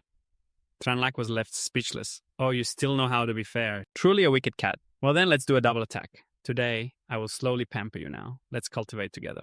On another front, Milin was facing a group of zombies. 2 classmates, one named Trung Chan. The other was Vung Vo, who was constantly hiding behind her, making Milin very annoyed. You 2 stop hiding behind me all the time, okay? Unable to contain her anger, Milin punched and unleashed her firepower. At this moment, her fire ability had already been overused. Even though she had advanced to level 2, she could not continue to deal with so many zombies. While fighting, she suddenly thought of her and worried about her younger sister wanting to survive in such difficult circumstances. What would her weak little sister do? Had she starved to death at home, or was she eaten by zombies while going out to find supplies? Seeing her standing there in a daze, the 2 cowardly friends thought Milin had exterminated the zombies and asked, which way do we go next? Milap pointed her hand forward. Go this way, we're almost there. In her heart, she was still filled with confusion. Milap, I left you a piece of chocolate, so you must survive. You must hold on and wait for me to come back. Milin had no idea that her sister at home was living like a fairy. Every day, she got to eat delicious food. Today, Tranlak even designed a barbecue for them. Mangok confidently declared that although he couldn't compare to a top chef, he was definitely not worse than those who eat out. So now I will prepare. If you want to eat any meat, just say it. However, grilling will create a lot of smoke, so we can't do it indoors. Tranlak invited everyone to go up to the rooftop to grill. Suddenly, Milin's voice echoed, Milap, are you there? As soon as she heard this voice, Milap joyfully recognized her sister's voice excitedly. The second one was Tranlac because he finally waited for Milin to come back. The two sisters were indeed very affectionate, but as soon as they saw two strange guys appearing, they stood there looking at each other thinking that Milin was a dried flower. Unexpectedly, her sister Milap was not inferior either. We have been with her from school for so long. They were planning together to take her down. While the two sisters Milin and Milap were happily looking at each other, their eyes collided with Tranlac. They wondered who this person was and why he was with Milap. After all, they hadn't heard that Milin had any brothers or younger brothers. Before her sister could ask, Milap introduced, "Sister, this is Brother Tranlac, who took care of me while you weren't here." Fortunately, thanks to Brother Tranlac's care, I was able to arrive safely. The sister looked at her younger sister for a while and felt relieved. After all, looking at Milap's complexion, she seemed to be well taken care of. The two classmates felt that Milin was neither hot nor cold, not easy to approach while her younger sister was so pretty. They decided to take the initiative and shifted their target to attack Milap. Trung-chan spoke first. "Hey Milap, are you hungry?" "I have bread here, take it and eat." Vungtanva, fearing being outdone, jumped in. "Milap, don't be polite with us. I also have sausages here." These two cowards were now competing while Milap seemed not to care much. "Here, take this bread and eat it." Vungtanva is also afraid of being outdone, so he jumps in and says, "Milap, don't be polite with us. I also have sausages here." These two cowards are now competing while Milap seems not to care much. The girl bluntly refused to thank them, "But I really am not hungry. You two can keep eating." Tranlac could see that these two kids had obvious intentions right away. Mylene felt that talking down there was not safe at all. She told everyone to go upstairs, thinking that her brain couldn't come up with a plan fast enough to deal with these two troublemakers. She couldn't let them involve her and her sister. Just as they finished their meal, everyone could go home. The two guys, Trung-chan and Vungtanva, were still drooling, fantasizing that they were about to live together with the beauty. They even fantasized about living together with these two sisters. As soon as they entered the house, Mylene asked if there was any food. Tranlac chuckled to himself. Of course there was food, unless she agreed to come with me. Otherwise, there was no chance. The young man asked Mangok if there was any rice left in the house to cook a little. After all, she was Melak's sister. If she was stingy, that wouldn't be good. "It's fine. Just cook some rice to eat." Mangok turned around with a puzzled expression, because weren't they planning to eat grilled food? After seeing a group of people, she understood the problem. Tranlac also reminded them not to wash the rice because it would waste water. The two guys went inside, looking around, even rudely trying to sneak into the kitchen. After seeing Mangok pouring water to cook rice, Tanvo rushed over to gulp it down. Trung-chan also seemed very thirsty and asked for some water. Mangok found these two guys too rude and had to scold them. "Can't you pour it out to drink? If you drink like that, what will others do with the leftover water?" These two started to complain, asking if she knew how hard it was for them on the way here. What's wrong with just drinking a little of her water? Have a little sympathy. Next time, don't do that again. Tranlac felt that these two really couldn't be kept around. They began to whisper. Not surprisingly, this was the beauty's house, not only spacious, but also very stylishly arranged. But unfortunately, there was another man who dampened the mood. Trung-chan suddenly pointed at Fap Vung, who was lying relaxed, and they couldn't believe it. A dog that still brazenly survived like that, and hadn't been infected. Both of them began to think about a hearty dog meat meal, and showed great desire as if they were preparing to have bad intentions towards Fap Vung. Trung-chan pointed at Fap Vung and said that in this era it was hard for people to survive. Why keep a dog next to Tanvo? Agreeing that they were running out of rice, what should they do? Daring to set their sights on Fap Vung, it immediately jumped down, growling, just short of rushing in to bite these two. He said to add that this dog was too fierce. He was afraid it would harm Myling and Melak, so it would be better to just kill a few people and wait. Hearing this, Tranlac couldn't take it anymore and stood up to scold the two of them, saying that in his place there was no surplus food for the two dogs standing in front of him. He then chased them out. Trung-chan arrogantly raised his chin and asked, "Kid, have you fought a Tangthi by yourself yet?" He added that you are truly a coward who only knows how to hide in the house. Indeed, the tiger does not roar, and they thought it was Hello Kitty. Not stopping there, he turned to Mylene and reproached her for bringing them here facing so many dangers on the way, and yet there were still people raising dogs. The shameless Tanvo added that they had endured hunger and hardship on the way, and they couldn't even have a decent meal. Why, at this point, Mylene couldn't take it anymore and spoke up, asking what bad intentions they had on the way, putting in so much effort, and how could they not know? Clearly, her beautiful face became tense, stopping here. From now on, everyone should live their own lives. I invite you to leave immediately. The two rascals turned pale at this moment, saying that she had no conscience continuing to talk nonsense about how they had protected her on the way to help her find her sister. They were truly shameless. The whole way they only hid behind Mylene, and now they stood there boasting. They argued that she was beautiful but so vicious. Mylene accepted this and told them that after they scolded her, they should leave. There was nothing more to be done, and they left in a huff, not forgetting to turn back and curse that the people of Mylene would regret it. After they left, Tranlac patted Fapvung's head and said to keep them a little further away. Being close would be troublesome. Understanding his master's intention, Fapvung knew what to do. Seeing the little dog running outside the door, Mylene wondered if it was running off to follow them to sacrifice itself. Two despicable guys were walking down the road while cursing the Mi sisters, and were even planning to harm the two French princes standing behind them, but they couldn't take it anymore. He thought that these bad fans would be dealt with quickly, then turned towards them and barked a few times, not knowing what was about to happen. The two rascals even appeared pleased to see the princes, thinking they would have another chance to feast tonight. Without letting them say anything more, the prince cast a spell and shot a bolt of electricity at them, leaving them no time to react. After dealing with those two, the prince turned and walked away, thinking that with such little skill they dared to talk about eating dog meat. Indeed, the trash on this side, Meline, hadn't eaten rice in a while and was now devouring several bowls continuously. Milap, standing beside her, said to eat slowly as there was still plenty left. Meline, feeling full, turned to Tranlak and said, "Even though I ate a bit too much, you all can rest assured getting food here isn't hard. Just wait for it," he said, worried that he had eaten all the food. Meline turned red and said, "I'm sorry if there's not enough food. I will go find more." Tranlak said it wasn't necessary and turned to Mangok, telling her to prepare food, no more barbecues. He sat there making a rough list of tofu, cabbage, potatoes, boiled chicken, shrimp, crab, and beef, not forgetting to order some tomato soup. Meling was astonished by the number of dishes. Mangok said that with that many dishes, it wouldn't be a problem, but it would take a while to prepare, about an hour. Tranlak stood up and said, "It's okay, take your time," then turned to Milap. "Come with me. I need to talk to you privately."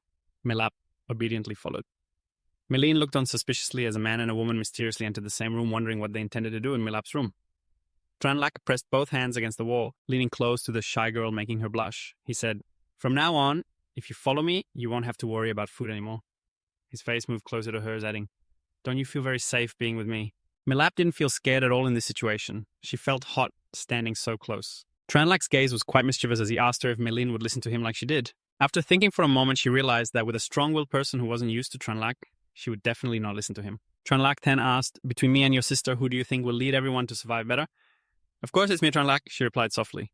His gaze was straightforward. "So you must make your sister listen to me." The expressions of the two were quite humorous. One was naive, while the other was cunning, and they feared that such actions might be a bit wicked. Tranlak was serious. He had to make her respect him as the leader. If not during critical moments, conflicts might arise, which wouldn't be good. He looked very experienced, and Milap obediently nodded. "I understand. I will definitely make my sister listen to you." Tranlak added, "Before your sister respects me, I won't share any supplies with her. So later, she can only watch us eat." He comforted her, saying that whenever she listens, she can eat. What we're doing is for her own good. Milap was completely manipulated psychologically in the kitchen, where a table full of sumptuous food was laid out ready to be prepared. Meline looked at it in shock, wondering why so much food was being made. "How are we going to live in the following days?" Mangok replied. "Tranlak told me how much to cook. That's up to me." She ignored Meline, who stood there knowing she couldn't influence Mangok. Meline turned to find Tranlak to talk. Meline questioned Tranlak, asking why he told her to make so many dishes. "If we finish everything today, what will we eat tomorrow?" Tranlak immediately replied, "Today you two sisters are reunited. Milap is very happy, so of course we have to celebrate a little." Meline thought this was too wasteful, but Tranlak insisted it was his food. "Don't worry about it, just look at the table full of food," she thought to herself. "I already ate too much earlier and now I'm still full. I can't eat anymore." The delicious smell of food wafted through the air, but she couldn't eat, which was truly frustrating. An hour later, the food was laid out on the table. Meline wondered why 5 people only took 4 bottles of water. Was that not enough? If so, she wouldn't drink soda anymore, just plain water. Everything was ready, and Mangok called everyone to eat. Sitting at the dining table, Tranlak looked over at Meline, asking, "What are you doing sitting here?" Meline angrily replied, "Why does it matter where I sit?" Milap, sitting beside her, didn't dare to say anything, because it had been agreed with Tranlak that doing so was good for her sister. Tranlak's expression remained very stern. "We're eating. You sitting here doesn't make much sense. If you want to sit and watch us eat, then that's fine." Meline was startled and exclaimed, "What do you mean? Isn't there any food for me here?" Hearing that she couldn't eat, Meline was slightly startled and a bit pouting. It was clearly a celebration for the two sisters, yet they weren't allowed to eat. Tranlak laughed loudly, saying, "I did say it was a celebration, but I didn't say you could eat with us. Moreover, the 3 people behind are all my people, so they get to eat the delicious food I risked danger to bring back." Tranlak turned to ask, "Milap, are you one of my people?" The young girl nodded. "Yes, I am Tranlak's person." Next was Daitru and Mangok. It was clear that one was life and death and the other was a lifesaver. "With you, there's no need to worry about food and clothing. Living like a king. Why would I hesitate to be yours? Even the dogs and cats have to bark to claim their owners, so in this house, only Meline is an outsider." Indeed, it's too much pressure, but Tranlak smiled smugly. "These are the people who share both joys and sorrows with you. What they receive is well-deserved." He turned to Meline and asked if she had the right to eat with them. Unless she also shows that she listens to him and fights alongside them, then she could avoid Tranlak's further remarks. Meline was furious. "Just one meal, and he wants to humiliate me like this." Slamming her hands on the table, she stood up and said loudly, "Don't push people too far." Then she turned and walked away. Meline thought to herself, "I don't need your charity. One meal isn't worth anything. There must be a plot." Regardless, as Meline walked away, Tranlak kept serving food. Everyone was deliberately speaking loudly to provoke Meline further. Not only serving food to others, but also serving fish to me fan made Milin even angrier. She was furious but couldn't do anything. She could only retreat to her room. As she walked away, she still turned back and said loudly, "I'm going to my room." How could she stay in this house after being treated like this? As she opened the door to her room, she was startled by what she saw, making Milin's face turn purple with anger. It turned out she saw the male lead's underwear and shouted, "Tranlak! You're so bold to take my room for a man to hide outside." Milap innocently said, "I forgot to tell you, I haven't been home for a few days." "Tranlak is temporarily staying in your room, but don't worry, he's very gentle and chivalrous," Milap added. "He said he could take a shower. As long as he doesn't let tap water flow into his mouth, it's fine. If you feel uncomfortable, you can go take a shower." Milin nodded and said, "Milap, go eat. I'll change clothes in the bathroom." She felt lonely in this house, surrounded by the steamy atmosphere of the bathroom. The figure of Meilin was incredibly alluring. She truly was the beauty of the university. How could her younger sister sell out her older sister just for food? Even while showering, she couldn't stop thinking about what happened earlier. How could a small fridge hold so much food? Tranlak could keep showing off. Let's see who will be laughing in the end. After finishing her shower, she put on a very sexy white bikini. Outside, she heard Tranlak's loud voice. "Today after dinner, we'll have grapes for dessert." Hearing that there were grapes, Milin felt a bit shaken. After getting dressed, she thought to herself, "Why are there so many fruits to eat? Yet it has to be grapes, the fruit I like the most." She put on a sexy pink dress. She was struggling with herself not wanting to eat after so many days. The grapes must be frozen by now. Not fresh, I don't want them. Outside, everyone was enjoying delicious grapes. Milin stood looking out and called Milap, saying, "Come with me to my room." Tranlak saw Milin, and indeed, she was the beauty of the school. With both looks and capability, her figure was truly enticing, making people excited. Tranlak provocatively said, "Milap, hurry back quickly. These grapes are very sweet. I'll save some for you." This made Milin even more irritated. Tranlak over here raised a bunch of grapes, eating them with the skin on, deliberately facing Milin. He must be doing this on purpose. As soon as they entered the room, Milin immediately grabbed Milap's hands and pushed her onto the bed. "You're good. Milap, teaming up with an outsider to annoy your sister?" The poses of the two were extremely seductive. Milin raised a finger and poked Milap's armpit. "What's going on? Why didn't you help me earlier?" Milap laughed loudly. "So embarrassing, stop it. You really have become a team now." She added, "To avoid disagreements at critical times, everyone implicitly agrees that Tranlak is the team leader. He's afraid you won't listen, so he deliberately treats you this way. He mentioned this to me beforehand. I also find it reasonable." Milin was suspicious. "Am I brainwashed?" "Indeed, the young are easily deceived," Milin sat up. "As long as he has enough capability, of course, I will listen. But he uses such despicable tricks. Does he think just one meal can make me submit?" Milap, although very fond of her sister, couldn't do anything. "What do you want? Continuing to be stubborn like this isn't the way." Milin was determined. "If he wants me to listen, he must prove his strength." She placed her hands on her hips. "I will fight him. Let's see who will be laughing in the end." Changing out of her sexy dress, she put on very strong clothes and stepped outside. Milap asked, "Where are you going?" "I can't eat someone else's food. Of course I have to go out and find something." There's a bit of worry for her as she just looked at Tranlak and then at Meilin, saying it's so late already. What if something happens to her? She turned to Tranlak, pleading for help. Tran replied, "Sorry, Melak, I have no reason to stop your sister. However, if you're worried, let her take my fan with her. Any danger can be predicted in advance." With a sulky face, Feng, who was with Tranlak, said, "Isn't it bad women are emotional beings?" To ensure safety, Tranlak called for Phap Vuong to follow her. Phap Vuong wasn't happy either. In this heat, he had to go outside and suffer. Melak wanted to go along to help her sister. Tranlak agreed, reminding her to stay safe and bring a stun baton. The group, one person, one cat, and one dog, went outside to follow Mei Ling. Tranlak sat there laughing, thinking he shouldn't use such a method. However, in his past life, while he was getting food, Mei Ling discovered him and kicked him in the butt, making him hold a grudge until now. It truly was a long-lasting grudge. Kicked in the butt in the last life, determined to win her over in this life. However, Tranlak also thought he couldn't continue like this. He had to seize the time to conquer Mei Ling. About 10 minutes later, Mei Ling returned with a packet of instant noodles in hand, saying, "Tonight we can eat beef noodles. Although it's not as good as the food from others, I'm still satisfied." Tranlak chuckled to himself, and those who didn't know would think there was actually meat in her noodles. He then turned to Mangok. "I also want to eat beef noodles. Let's cook some." Hearing this, Mei Ling glared at Tranlak, thinking tonight she would show him what real beef noodles were. He laughed. "Mei Ling don't have such a big grudge against me." He added, "Let's talk a bit." She agreed, wanting to see what he could say. The two sat at the table, and suddenly Tranlak said, "Sorry, Mei Ling, I was a bit too much at noon." Hearing Tranlak's apology, Mei Ling was a bit suspicious, thinking he might have come up with some new trick. "What do you mean?" he replied. "I sincerely apologize. I was wrong before. But since you haven't recognized me as the supply team leader, I can't share with you yet." He added, "This team leader position requires strength and strategy. I will prove to you that in every aspect, I am better than you. First is strength. In 3 days, we will have a match. If I lose, from then on, I will listen to you in everything." Mei Ling seemed pleased, appearing very confident, but still had some doubts, asking if his words were true. Tranlak laughed loudly. Of course, what he said was true. At this point, what was there to be shy about? Maylene further questioned, why 3 days later? Why not today? Isn't it that we will have a match right now?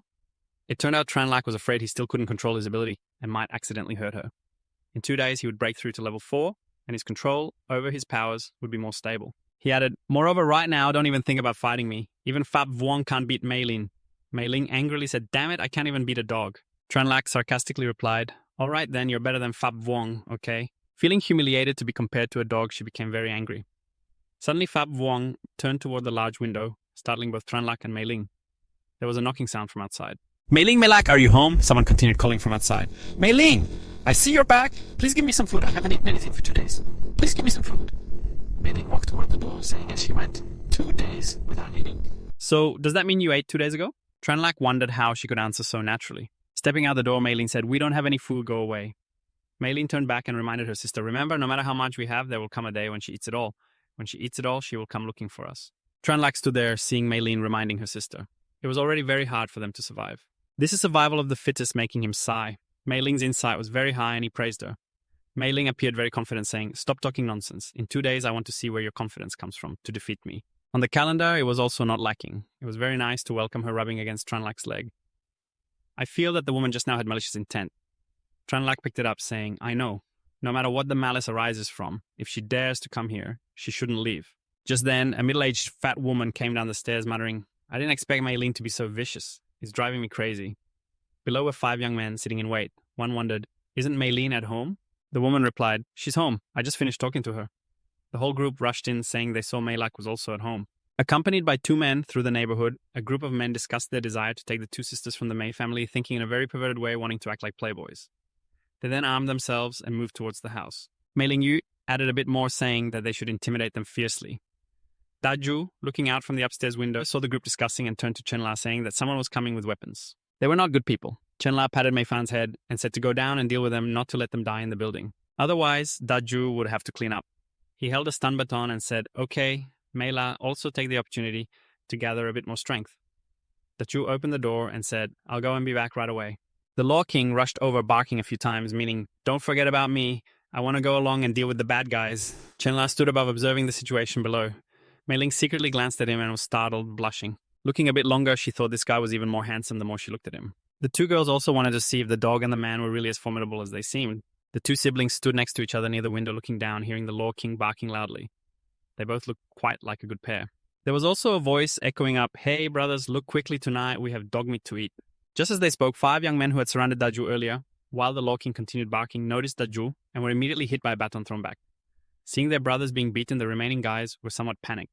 But one guy reassured the confused ones, let's rush in and take him down. The sturdy guy stood still, allowing them to hit him freely without any problem. Now they realized he was not an ordinary person. He was a supernatural being. Still stunned, the Law King unleashed a lightning strike towards them, startling them. This kid is also a supernatural being. Before they could comprehend, Daju hit one of them with a baton, knocking him flat on the ground. Above, Chen La was somewhat amazed at the Law King. Although he had never taught the Law King to attract attention, it had learned that on its own. Truly a smart dog. All 6 men had been taken down.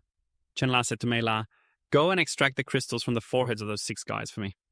The girl was a bit startled, her face showing panic and fear. She pointed at herself. Mep, Chen La confirmed. Yes, even though you are my assistant, you still need to experience these things yourself to avoid seeing inappropriate things during important situations that could affect the battle.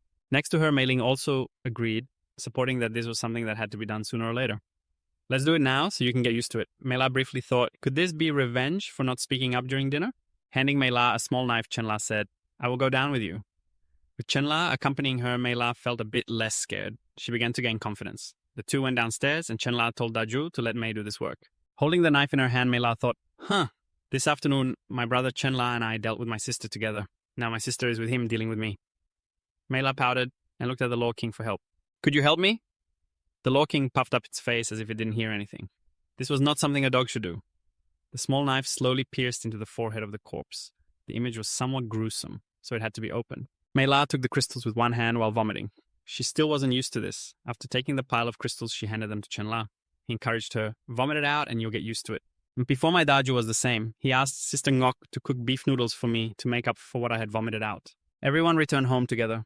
A bowl of beef noodles full of meat was placed in front of Mei Ling. She looked in shock. Do you eat beef noodles or just beef? Is there anyone who eats beef noodles with so much beef? Handing Mei La the biggest bowl of beef noodles, Chen La encouraged her. This big one is for you. Mei La's face still showed some sadness and fear. She thanked Chen La, but it was clear she couldn't swallow it now. In her mind, there were only bloody images. On this side, Mei Ling also couldn't swallow her frustration. The next morning, the four of them were sitting at the dining table eating fried onion pancakes. This dish was very delicious. Mei Ling wanted to eat, but she couldn't because she was at odds with Chen La.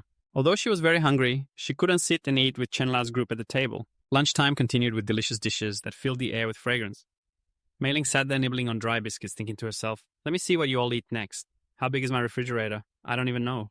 By evening, she looked at the dining table filled with 8 plates and wondered why there were still so many dishes. Her refrigerator was so small, how could they eat 2 meals and still have leftovers? Mei Ling flew towards the refrigerator to open it, checking that in front of her was a refrigerator full of food, vegetables, meat, and fruits, which made her very curious.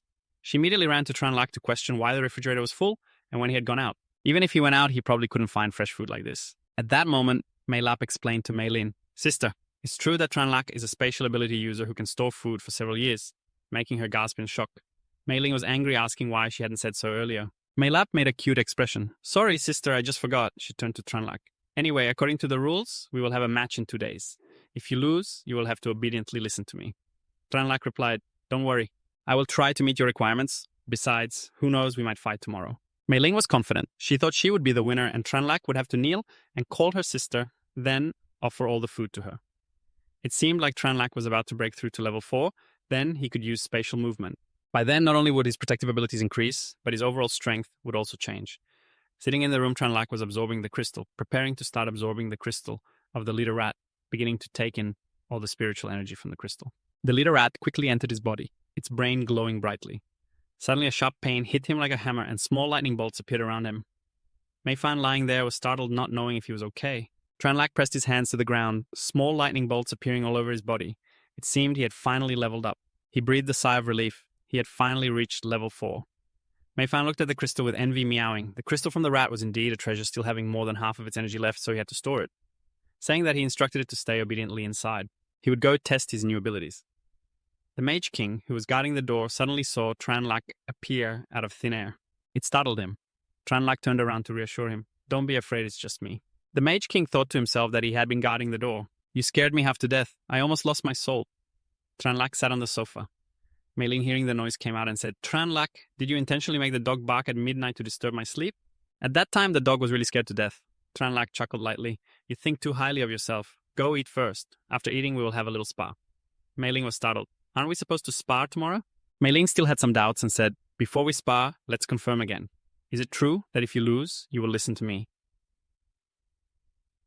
Tran Lak nodded. Of course. It seems you are quite confident. How about we add a little condition? He raised 3 fingers and said, The competition distance will be within 20 meters. In 3 seconds, I will make you lose convincingly. If I can't do it, then consider you the winner. Hearing this, Mei Ling was a bit angry. I admit, you're very powerful, but 3 seconds, are you underestimating me? Tran Lak smiled lightly. I'm not underestimating you. I'm just very confident. Mei Ling smiled smugly. Once the spar began, she would retreat. She really didn't believe he could touch her. She asked what the spar conditions were. Tran Lak, cunning and perverse, smiled and said, It's very simple. You just need to bend over for me to kick you. Mei Ling was startled, so if you lose, I can kick you. You can kick me to death, kick me as much as you want. Or if you have any requests, I will fulfill them for you. After all, I won't lose, he thought to himself, and then they all went up to the rooftop of the building. Tran Lak and Mei Ling stood 20 meters apart. He said, If there are no other opinions, let's begin. Nearby were 3 spectators and referees, Mei Lap Mangok and Dai Tru. Mei Ling immediately stepped back. She thought she couldn't believe she couldn't extend the time in just 3 seconds. Suddenly, Mei Ling's eyes widened. Why couldn't she see Tran Lak anymore? Clearly, she hadn't taken her eyes off him, so how did he disappear? Mei Ling hurriedly looked around but still couldn't see him. Suddenly, Tran Lak appeared from behind, grabbing her shoulder, startling her completely. All of this happened in the blink of an eye. She quickly grabbed his hand, intending to push him forward. But Tran Lak still stood there smiling gently while Mei Ling stood frozen. He breathed lightly into her shoulder. Phew, Mei Ling, you lost. Her face turned red as she let go of Tran Lak. That's right, if it hadn't been Tran Lak's hand just now, but a sharp dagger, I would have been done for. Mei Ling's expression was cold. I lost. She thought to herself, what should I do now? Mei Ling, with a cold expression, thought to herself, I've lost. What should I do now? Now I have to stick my butt up for him to kick. Tran Lak turned to Mei Ling and said, Let's go downstairs to eat first. You come with me. Facing Tran Lak, he smiled and said, 2 days ago I was wrong, but from now on, we are on the same team, comrades. We went up early to get along with each other. Downstairs at the dining table, Mangok brought out a tray full of delicious buns and turned to Mei Ling saying, Don't be polite. If you don't have enough to eat, I will cook you a bowl of spicy soup. I'm very hungry, and the food smells good. Everyone was inviting her enthusiastically. If Maylene still refused, it would indeed be impolite. She began to enjoy the food, thinking to herself that she didn't want to refuse such delicious food. Tranlac sat beside her smiling, and he was no exception. Today, Mei-Ling has also become one of us. Tranlac cleared his throat. If everyone is full, let's go to the living room. We can discuss the next plan. Everyone gathered in the living room, and Tranlac began to talk about the situation from then until now. The strength of the zombies has started to grow stronger. The only way to deal with them now is to unite. He continued, it'll become increasingly difficult to obtain supplies. A person trying to get food from zombies is risking their life. Therefore, the trend is that everyone will gather into teams of 5 or form a settlement to survive. Although Tranlac's team is very strong, if they encounter a team with over 100 people, even if they win, there will be casualties. This is something he cannot accept. Joining another team of 5 is not in line with his character, and he cannot submit to others. Moreover, Mei-Ling and Mei-Lap are so beautiful. What if someone else wants to take advantage of them? Hearing this, Mei-Ling reacted fiercely. Who dares to have that intention towards me and my sister? I will beat him to death. Therefore, the 5 of them cannot join another team, nor can they let others bully them. Tranlac decided that we would form our own team of 5. The more people in the team, the better. Of course, we cannot accept just anyone. Mei-Lap responded, Brother Tranlac is right, we will form our own team of 5. Daija beside him also agreed, everyone will follow Brother Tranlac.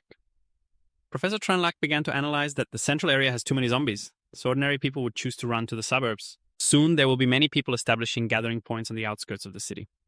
Mei-Ling finally spoke up. I really didn't think of that. She nodded in agreement. Tranlac nodded, feeling that she might really trust him now. I wonder when I can fulfill the condition of kicking her butt. Just thinking about it makes him happy inside. Finally, he can take revenge for his past life. With a very smug expression, however, to save face for Mei-Ling, he was afraid that doing it in front of everyone would make her embarrassed.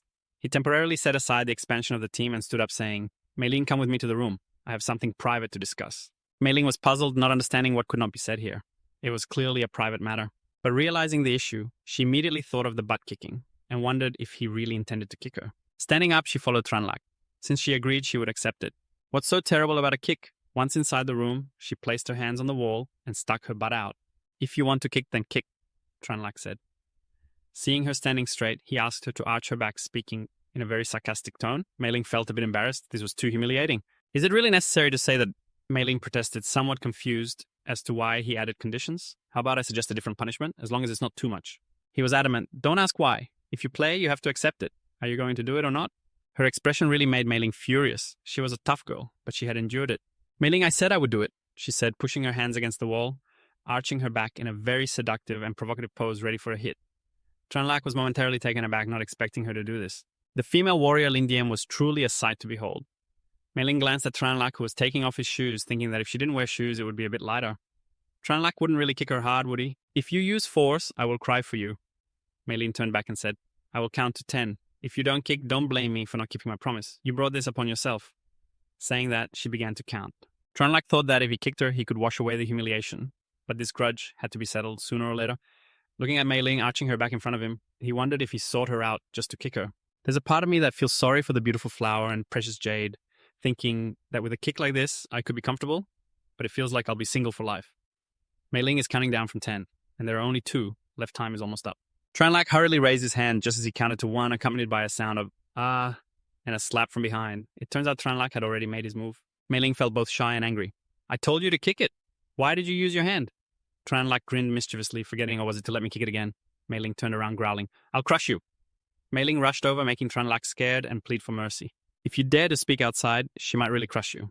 He hurried outside, not forgetting to flatter Mei-Ling at noon, telling Sister Ngok to cook some dishes she likes, so we can celebrate her officially joining Team 5. Mei-Ling suddenly blushed. Wait, didn't he ask me what I like to eat? Did Mei-Lap tell him beforehand? At noon, looking at a table full of food, Mei-Ling thought that if it weren't for Tranlac, she would never be able to eat these dishes again. While thinking, she kept grabbing food. It was so delicious that she gradually felt fond of it. Mei-Ling proactively clinked glasses with Tranlac. While saying thank you for taking good care of my sister, he replied that it was the least he could do and not to be so polite, just eat. But in his heart, he thought that if the sugarcane was delicious, it should be harvested in clusters while everyone was eating. Tranlac suggested that this area is a small central district that will attract survivors looking for supplies, but the terrain is not suitable for us to live long term. So after eating, everyone should pack up. Tomorrow, come with me to my old villa. Conveniently, during the move, we can also look for suitable members to recruit into the team. That's not a bad idea. The more people there are, the more at ease you can be. It's just right for Mei-Ling and her group to train while sitting in the coal truck. Suddenly, he heard a cry for help from outside. Brother Fuang, please just ignore us and run. Outside, A group of people was surrounded by zombies with 3 people standing behind, while one person stood out to block and turned back to say, "If you want to die, let's die together." It turns out they encountered an attack from the zombie type. If he left 3 people behind for the zombies, he could escape, but he didn't do that. The person named Brother Phuong called out to Tranlac for help. "If you can save us, please do I. Phuong Vu will definitely repay this great kindness." Tranlac, resting in the truck, thought this person could be recruited. He smiled and nodded. Just as he finished speaking, the Royal Mage jumped down from the truck, preparing to unleash a rescue spell. The Royal Mage received the command to strike with lightning at him. He felt dizzy from the power of this dog. Phuong Vu and Tulan were overjoyed to be saved. Phuong Vu bowed his head to thank Tranlac for saving the 4 of them. Tranlac asked what had happened, and if they had awakened their abilities yet. Phuong Vu introduced himself as the oldest among the 4. This is the 3rd day. He has awakened his power, which has become stronger, and his physique is also stronger. This is Yang Xuan, who awakened his ice ability on the 5th day. This person is Lai Fi, with an electric ability, awakened on the 5th day. He even jokingly said he couldn't compare to the dog you raised. The last one is Tulan, who can control sand, awakened on the 7th day. The 4 of them have been comrades for many years. They went out to look for some supplies and unexpectedly encountered poisonous zombies, almost losing their lives. Tranlac also introduced himself and expressed his desire to invite them to form Team 5. Of course, he would be the captain. Phuong Vu was extremely respectful, thanking him. "Since you saved their lives, refusing would be truly ungrateful." Tranlac led the 4 of them sit in the back of the truck, which had stopped to see if there was anything to take. But now there's nothing important, so there's no need to go get it. Trying to go on the streets and in the shopping center has more than what's in the truck. Tranlac spotted an unoccupied apartment and told the 4 of them to stay there temporarily. He would come back to find them later. Mei Ling felt that these 4 were indeed not bad. Not only did they have the courage to kill zombies, but in life and death moments they also didn't abandon their teammates. Tranlac was also quite satisfied with them, but human hearts are hard to predict. So he reminded everyone to be a little careful. He assigned Mei Ling and Mei Lap to the 3rd floor to choose rooms, while Dai Tru and Sister Ngok remained on the 2nd floor. Then everyone tidied up a bit, and Dai Tru would go with him to meet them. As soon as they reached the door, they heard them talking about the Royal Mage, saying that even if the 4 of them combined, they wouldn't be enough to fight it. Tranlac approached and coughed, asking if they knew how to cook. He smiled and gave them a bag of food to use first. After saving them, he was now giving them more stuff, so he felt a bit hesitant.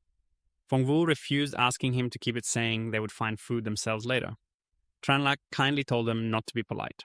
Now they have been with him, giving them some food as nothing. After eating, they rested a bit.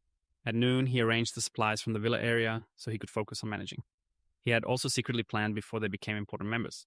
After just feeding them meat, he asked Dai Tru to give them a walkie-talkie for easy communication. Tranlac said his plan was to settle here long-term. Therefore, in the afternoon, he would take the members to check out the villa area a bit. Since they were injured, they should rest first. If anything happens, they can contact him through the walkie-talkie. Mei Ling went with him and asked why he wasn't going with Dai Tru. She wasn't at ease leaving Mei Lap with another group. Hearing a noise, he pulled her into the bushes and told her to stay quiet while observing. A bus stopped and a person with flowing white hair appeared. It was Mo Tienka who saw her. He just remembered that he had forgotten about that manipulative person like her. Mo Tienka is the CEO and chief designer of a clothing design company. She is quite famous, which means she has a very twisted mentality.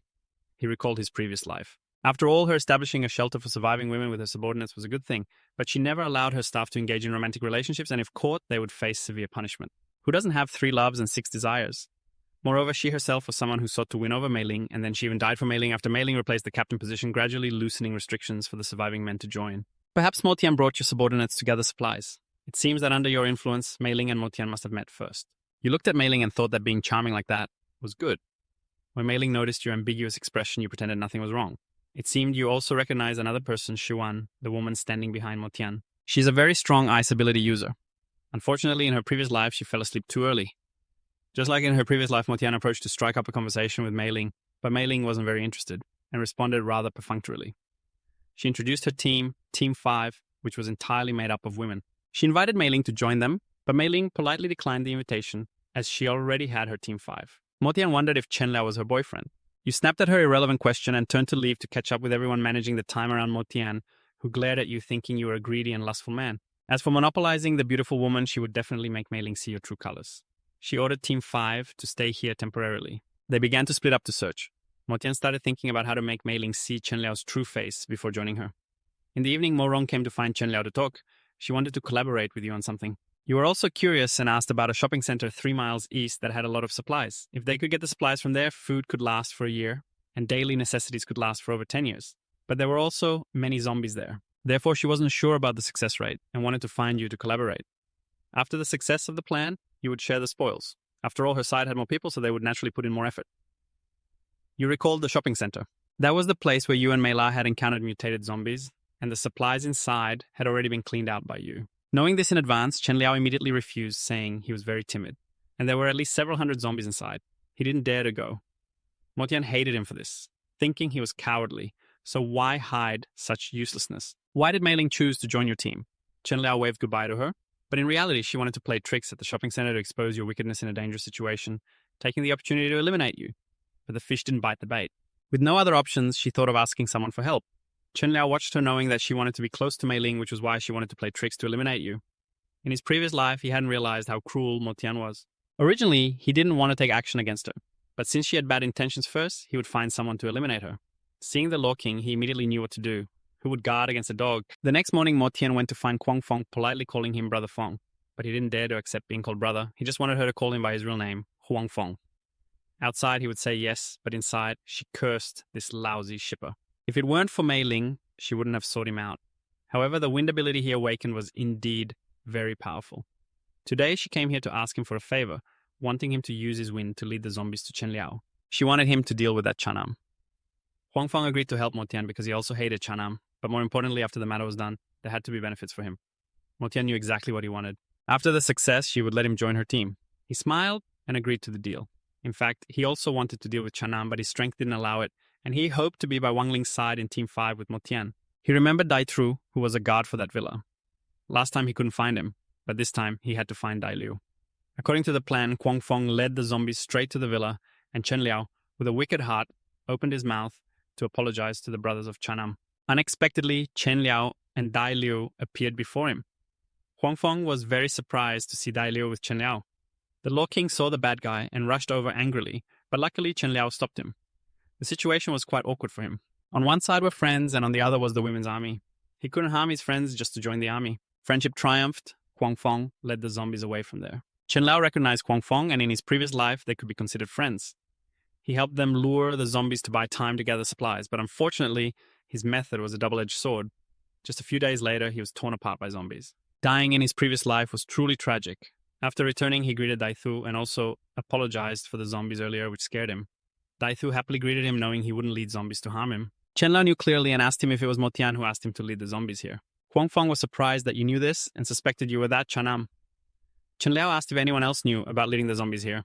Kwang Fong honestly answered, letting you know that she wanted to punish Chanam and that she would appear at a crucial moment. You were at a loss for words with his stupidity, and a deafening scream echoed out.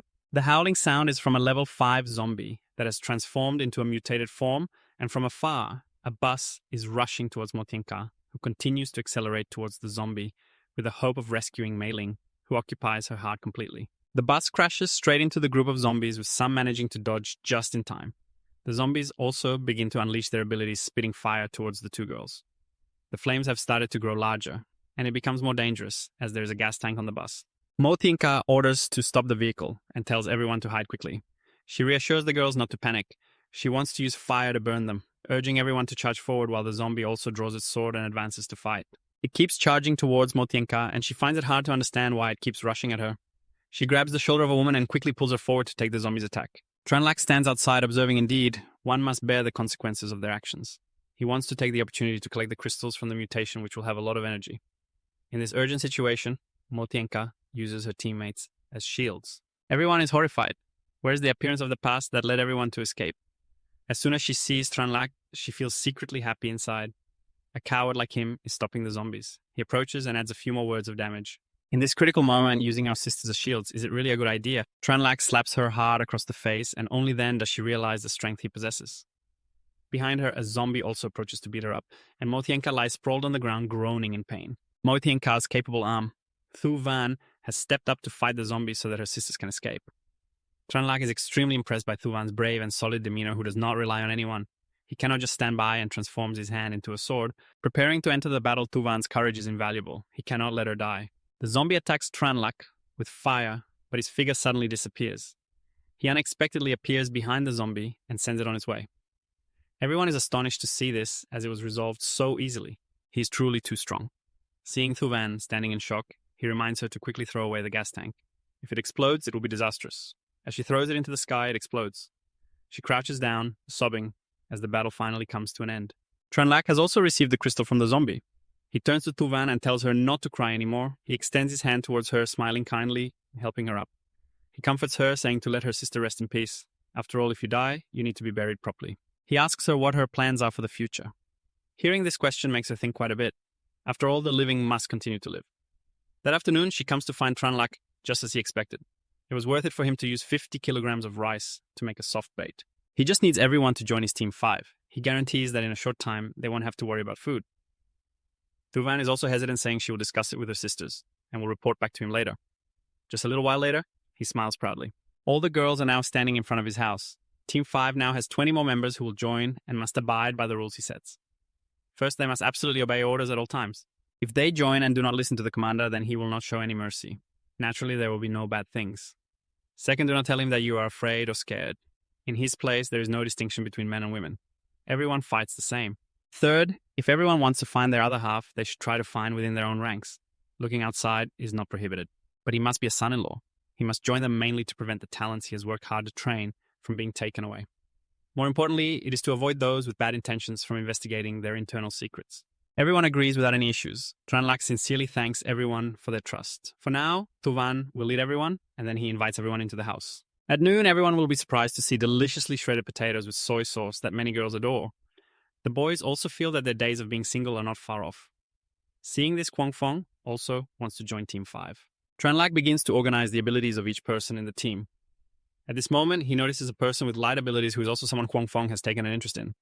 It seems that among these girls, Tuvan has the best talent. With royal level potential tomorrow, he will take the team out and ask 2 people, Phuong Vu and Tulan, to watch the house. He also reminds that if there are few people, they should be warned. If they do not listen, they will be beaten. If there are many people, then consider it as not seeing them.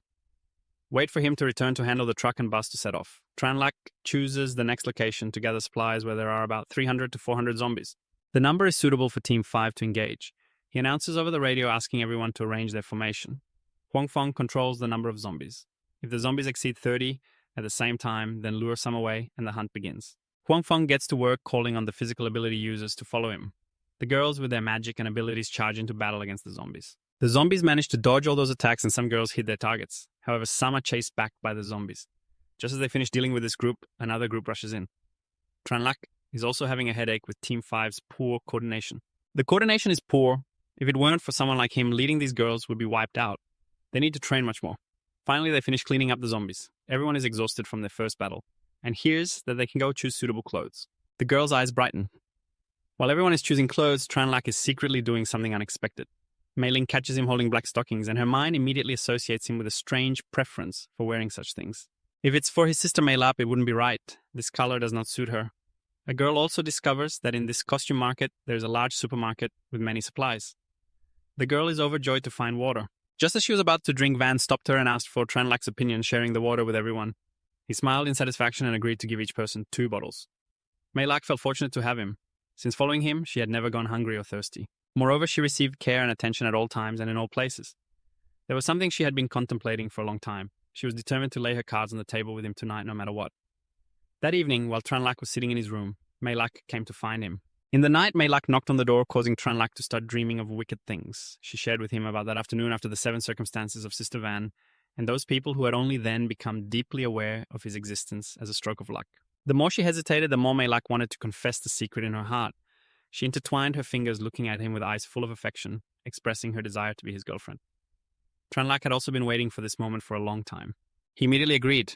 This happiness seemed to come too suddenly. Mei Lak was still not ready. Tranlac looked at her enchantingly, expressing his feelings about the current situation, where no one knew how long they could live. Today does not guarantee tomorrow. He wanted to hasten the pace. Sweet words had convinced her. He began to make a move with the girl. Mei Lak wrapped her arms around his neck, preparing to act, when Tranlac noticed something. Both hugged each other, looking in one direction, and it turned out to be the little cat Mei Fan still in the room. So he unceremoniously threw her outside. The little one looked confused, not knowing anything, and was secretly angry at him. Mei Ling went outside and accidentally saw Mei Fan scratching at the door. Mei Fan tattled, saying Tranlac was in the room bullying Mei Lak, adding extra details that Mei Lak was very uncomfortable. Surely he was afraid she would help Mei Lak, so he threw her out. She wanted to go in to clarify the situation. Just then the Law King barked loudly, not allowing her in. As soon as she reached the door before she could knock, she heard the sounds of intimacy from the two. She hesitated. After all, Mei Lak had voluntarily consented. If she rushed in, she wouldn't know what to do, so she had to bear it watching her younger sister being deceived by the wolf. After all, this was a matter of sooner or later, so she turned away. After a passionate night, Tranlak was very happy and even called Sister Ngok Tran to prepare 2 eggs and 10 kilograms of pork to treat the team members. Sister Ngok wondered why Mei Lak was not around at that moment. Mei Lin just arrived and blurted out that someone might have harmed her. Indeed, the elder aunt saw through everything.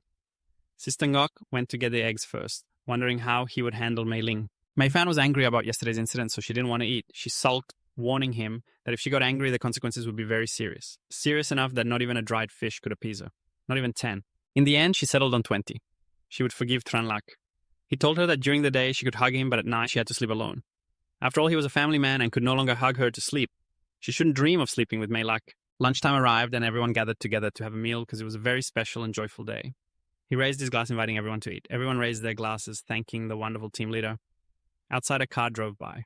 Smelling the braised meat from inside the house, Li Tui, unable to resist the delicious smell, wanted to have a meal, but he reminded them that they still had an urgent matter to resolve regarding drinking water. While everyone was eating, the 2 brothers came to disturb them a bit. He wanted to exchange food for clean water. Tranlak happily agreed. He called Van to get 2 bottles of mineral water in exchange for instant noodles and sausages. The 2 thanked her, and when Limin called his sister to leave, she had a bit of doubt. Are all the people here members of a team? She wanted to join Tranlak's team 5. He asked the 2 again.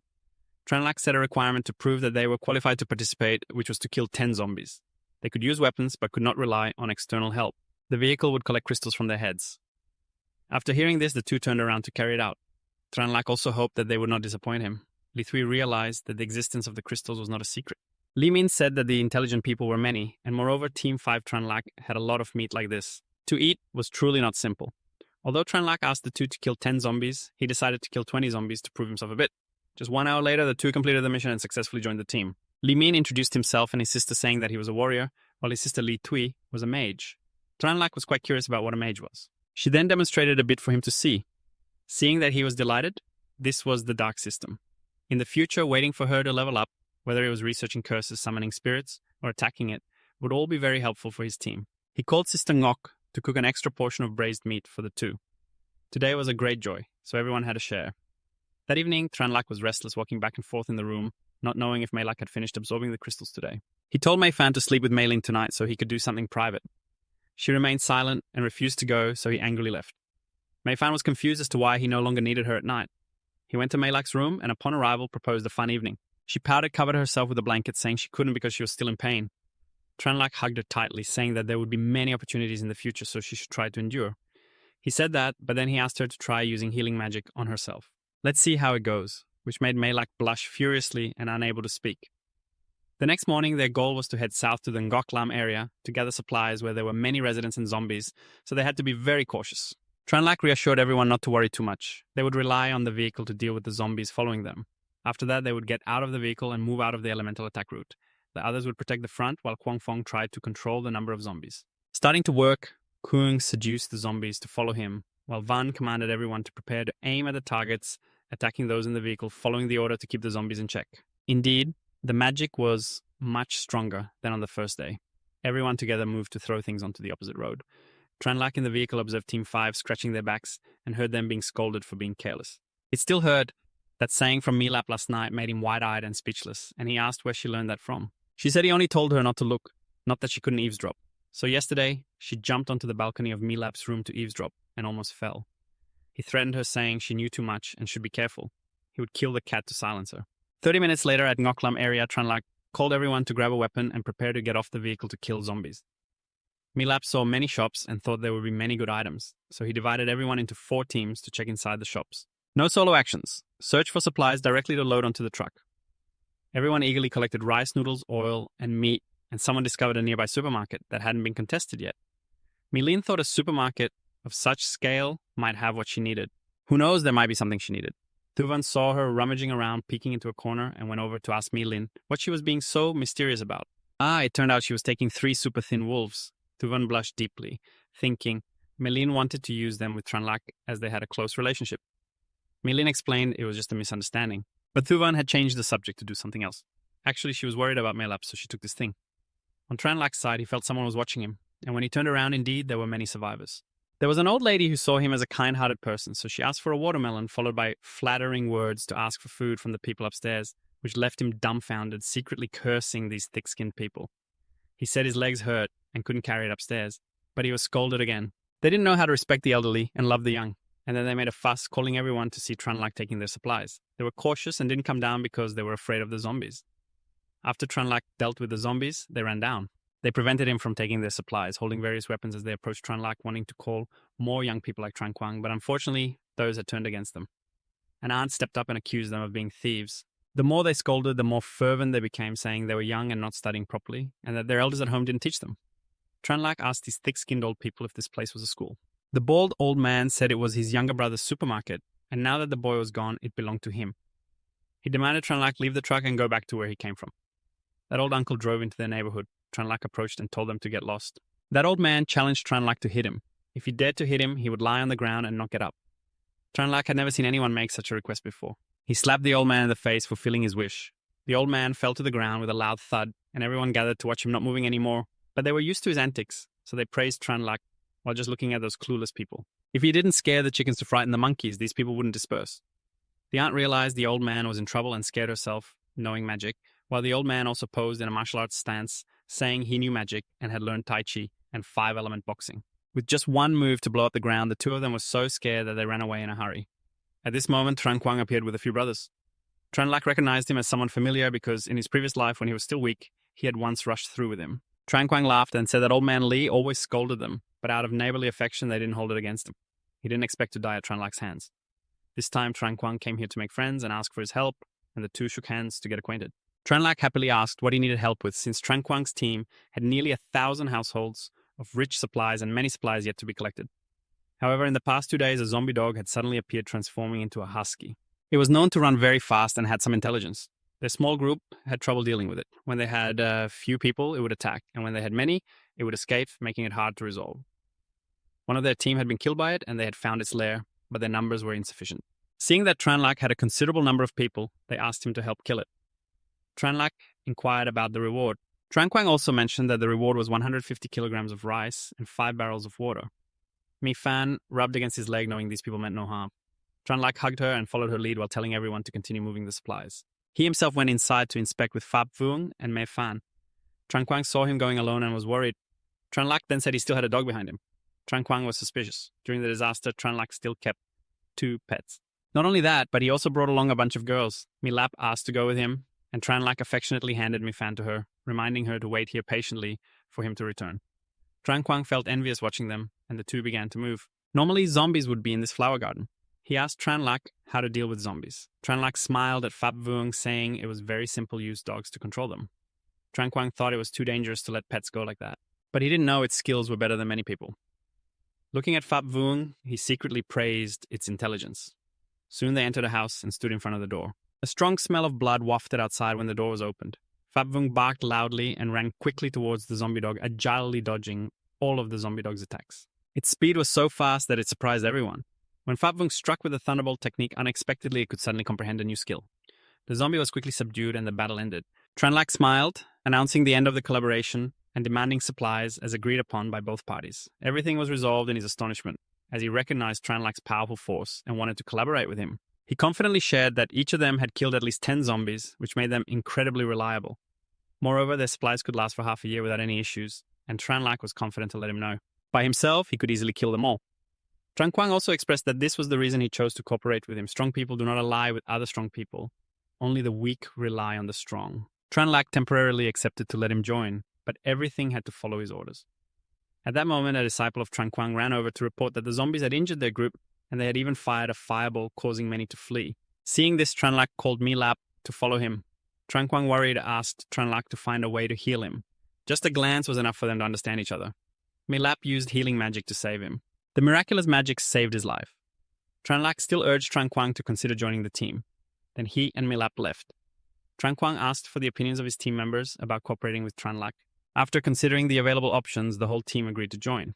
Thus, they unanimously decided that he would lead the team to join Tranlac, who welcomed all new members. He then called everyone to move to his place that night. Transitioning to a villa, a group of people was going crazy because they couldn't stay in the villa and were attacking others. Unfortunately, they didn't have many supplies, so they continued searching in other villas.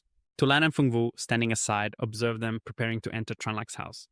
Tulan wanted to pretend not to see and leave, but Fungvu was determined not to stand by and watch their things get stolen.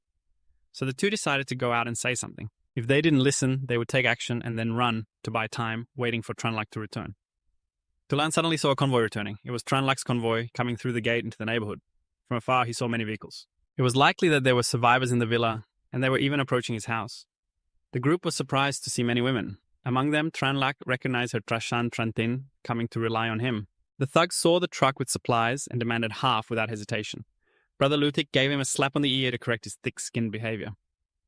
What he was concerned about at that moment was the two beautiful women. In front of them, he pretended to be a decent person and called his brothers to leave. In Tranlak's memory, he was a poison-type ability user, and no matter what, he couldn't let him release toxins outside. Otherwise, it would be like the stench of a skunk nauseating for days. Mifan beside him reminded that these people were full of malice. The thug's underling asked him why he let it go so easily. He was then hit on the head. In reality, he was planning to ambush Tranlak. The underling hadn't even finished complimenting when an explosion went off right above his head, causing him to panic and scream. Tranlak was not someone to let go easily. He used magic to deal with them all. He wouldn't do something foolish and wait for them to attack before countering. If he knew they were a threat to him, then they shouldn't expect to leave. He remembered in his previous life. There would be a portion of zombies evolving to level 1 before they evolved. He had to transfer Tranquang's supplies back. At that moment, there was a knock on the door on the 3rd floor. It was just him, Milap, and Milin. Just thinking about Milap actively seeking him out, he happily went to open the door. When he opened it, he saw Milin, who handed him something that everyone knew what it was. When he opened it, he found a bag full of 3 wolves, which startled him. She blushed and said that she did this because of Milap. She was worried that Milap was still young and would have to wait 2 more years. If he intended to be a father, then she was meddling in his business, saying that she angrily ran away. Tranlak smiled at the bag, accepting her kindness. He joyfully skipped to find Milap. The number of zombies that knew magic was increasing. He thought this was a real form of evolution, which was very dangerous and frightening. Tranlak, acting like a leader, would not lead everyone into death. He began to share with everyone the rules of zombies. Level 1 zombies that knew magic were indeed like them. They all had various abilities and a certain level of intelligence. The best way to deal with them was to use a formation of 4 people, 2 warriors, and 2 mages. Although they had evolved, they were still not a match for everyone. In large numbers, they could flee. Now, he would teach everyone a small skill to avoid magic. He asked Melin and Thuvan to attack him with magic. To demonstrate, Melin a fire user and Thuvan prepared to strike. Tranlak dodged their attacks lightly and calmly.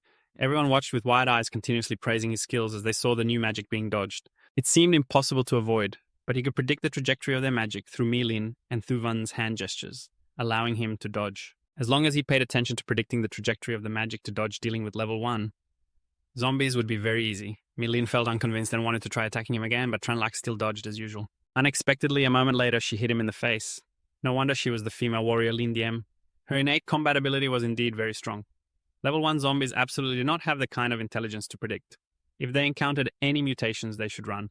They were definitely not the kind that you could resist. He told everyone to find their opponents to practice their skills. After lunch, they would start.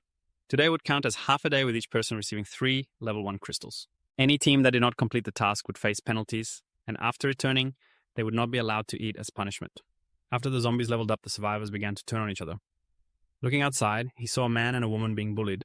Tranlak asked her if she knew them. She replied that they were her close friends. If they were acquaintances, then it was fine. She said that he was her close friend, so if he's an acquaintance, then that's fine. But she said that if you are best friends, you cannot just watch someone die without helping. Whatever is difficult, let the Dharma King handle it. He will understand his responsibilities and deal with those who want to catch the fat one for dinner. Mei Ling and the giant tree from behind beat them senseless, and the Dharma King laughed arrogantly. I wonder if they still want to eat dog meat. Mei La walked over to call Zhang Tingtong, telling her not to be afraid. She introduced Jie Xiu and Tingtong to Chen Liao, who had just saved the 2 of them. She thanked Chen Liao profusely, saying that her father was Zhang Dongcheng, and neither she nor her father had a home to return to. So she asked to join the 2's team, promising to follow the rules he set, and they could join the team. Zhang Tingtong asked Mei La to speak on her behalf to Chen Liao so that they could chat together tonight. He immediately refused because there was already 1 light bulb, which was Mei Fan. Now adding her as another light bulb, he handed Zhang Tingtong over to Shu Wen to deal with. When they arrived, she ate heartily and deliciously. She wondered why Mei La wasn't eating with them, and Shu Wen explained that Chen Liao was the boss, and she was just an employee, so eating together wouldn't be natural. Yet Trong Tin Ting thought she was secretly eating something tastier than her best friend, who didn't bring her along at this moment in the villa. Tranlak said that Mei Lap needed to observe her friend for a while longer. The matter between the 2 should not be exposed any further. Each member of the group has their own value, so let's see what she can do. As long as she is honest, even if she lacks strength, he will arrange a logistical position for her. There was urgent news. Suddenly, more than 10 vehicles appeared at the entrance of the villa area, with about 50 to 60 people, likely survivors, fleeing here. He announced for everyone to immediately gather at the entrance of the Tuvan subdivision and informed the sisters to arrange their formation at the entrance of the subdivision. Trong Tin Tin, being nosy, asked if they were going to fight soon.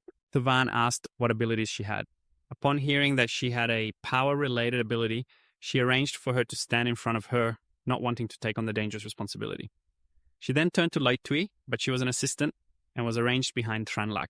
Tuvan pulled her away, but she cried and said that she and Meilap were best friends and couldn't do that to her.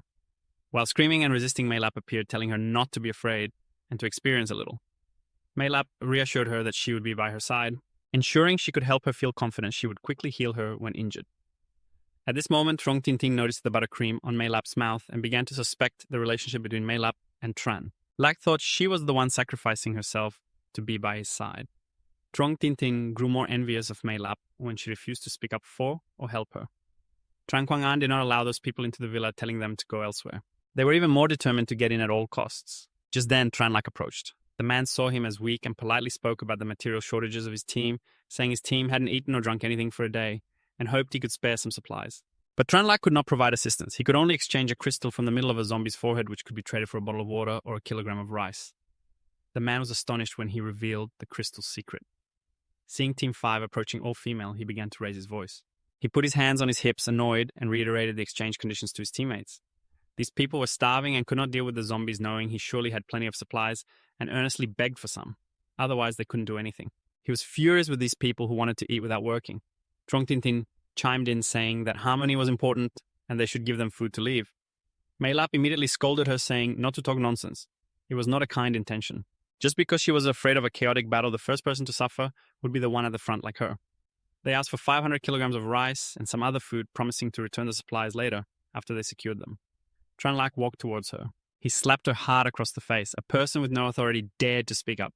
Her father helped her up and said a few words to him, revealing that they had supplies packed in several villas, which would be better to prevent casualties. He scolded him for being ambitious, risking the lives of his subordinates for a little material.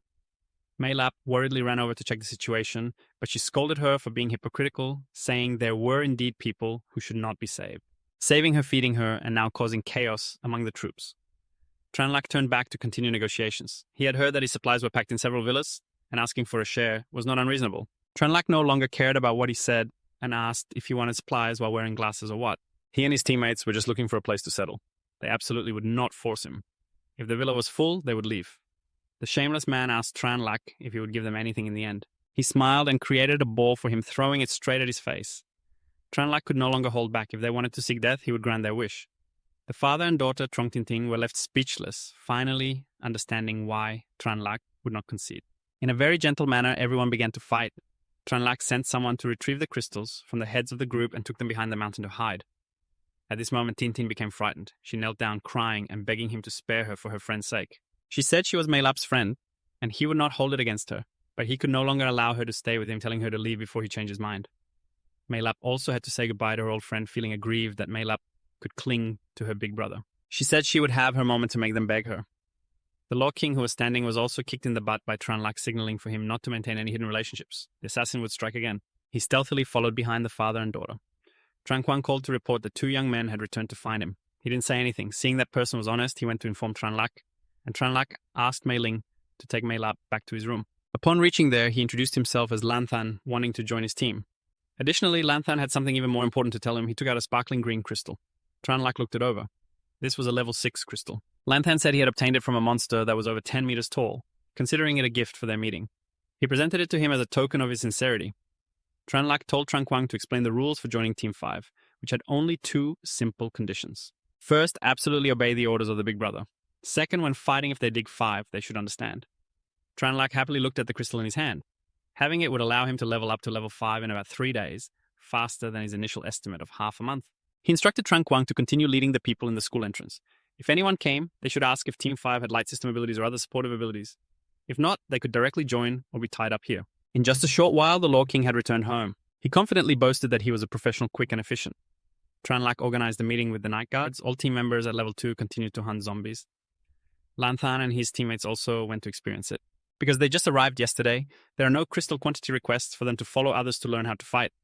Tuvan clearly responded, and Mei Ling began to lead them into the area with the zombies. Tran Quang just shared with the leader. The girls have been following Tran Lak for a long time. All of them have reached level 2. Team leader Tu Van is regarded as such, having reached level 3. Tran Quang was a bit shocked upon hearing about the strength of the girls here. The group of zombies appeared in large numbers, so of course there would be many crystals. Tu Van assigned 4 people to a team to search for supplies. After discovering them, they immediately transferred them to the truck, paying attention to safety and only contacting Tu Van when necessary. If there is any situation, report to everyone. After that, Huang Fong heard a noise and turned around to see many vehicles approaching this place. Tu Van thoughtfully reminded the brothers and sisters to be careful and observe the situation first.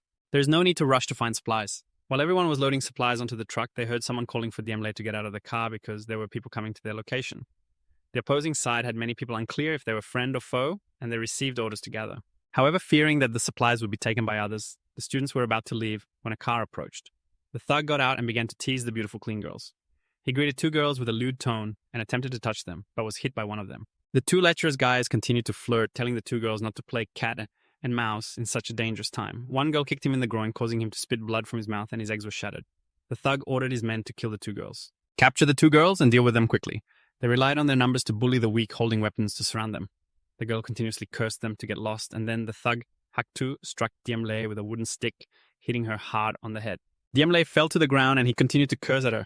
At that moment, someone called Haktu's name. It turned out to be Vien Bao, who was passing by in a car.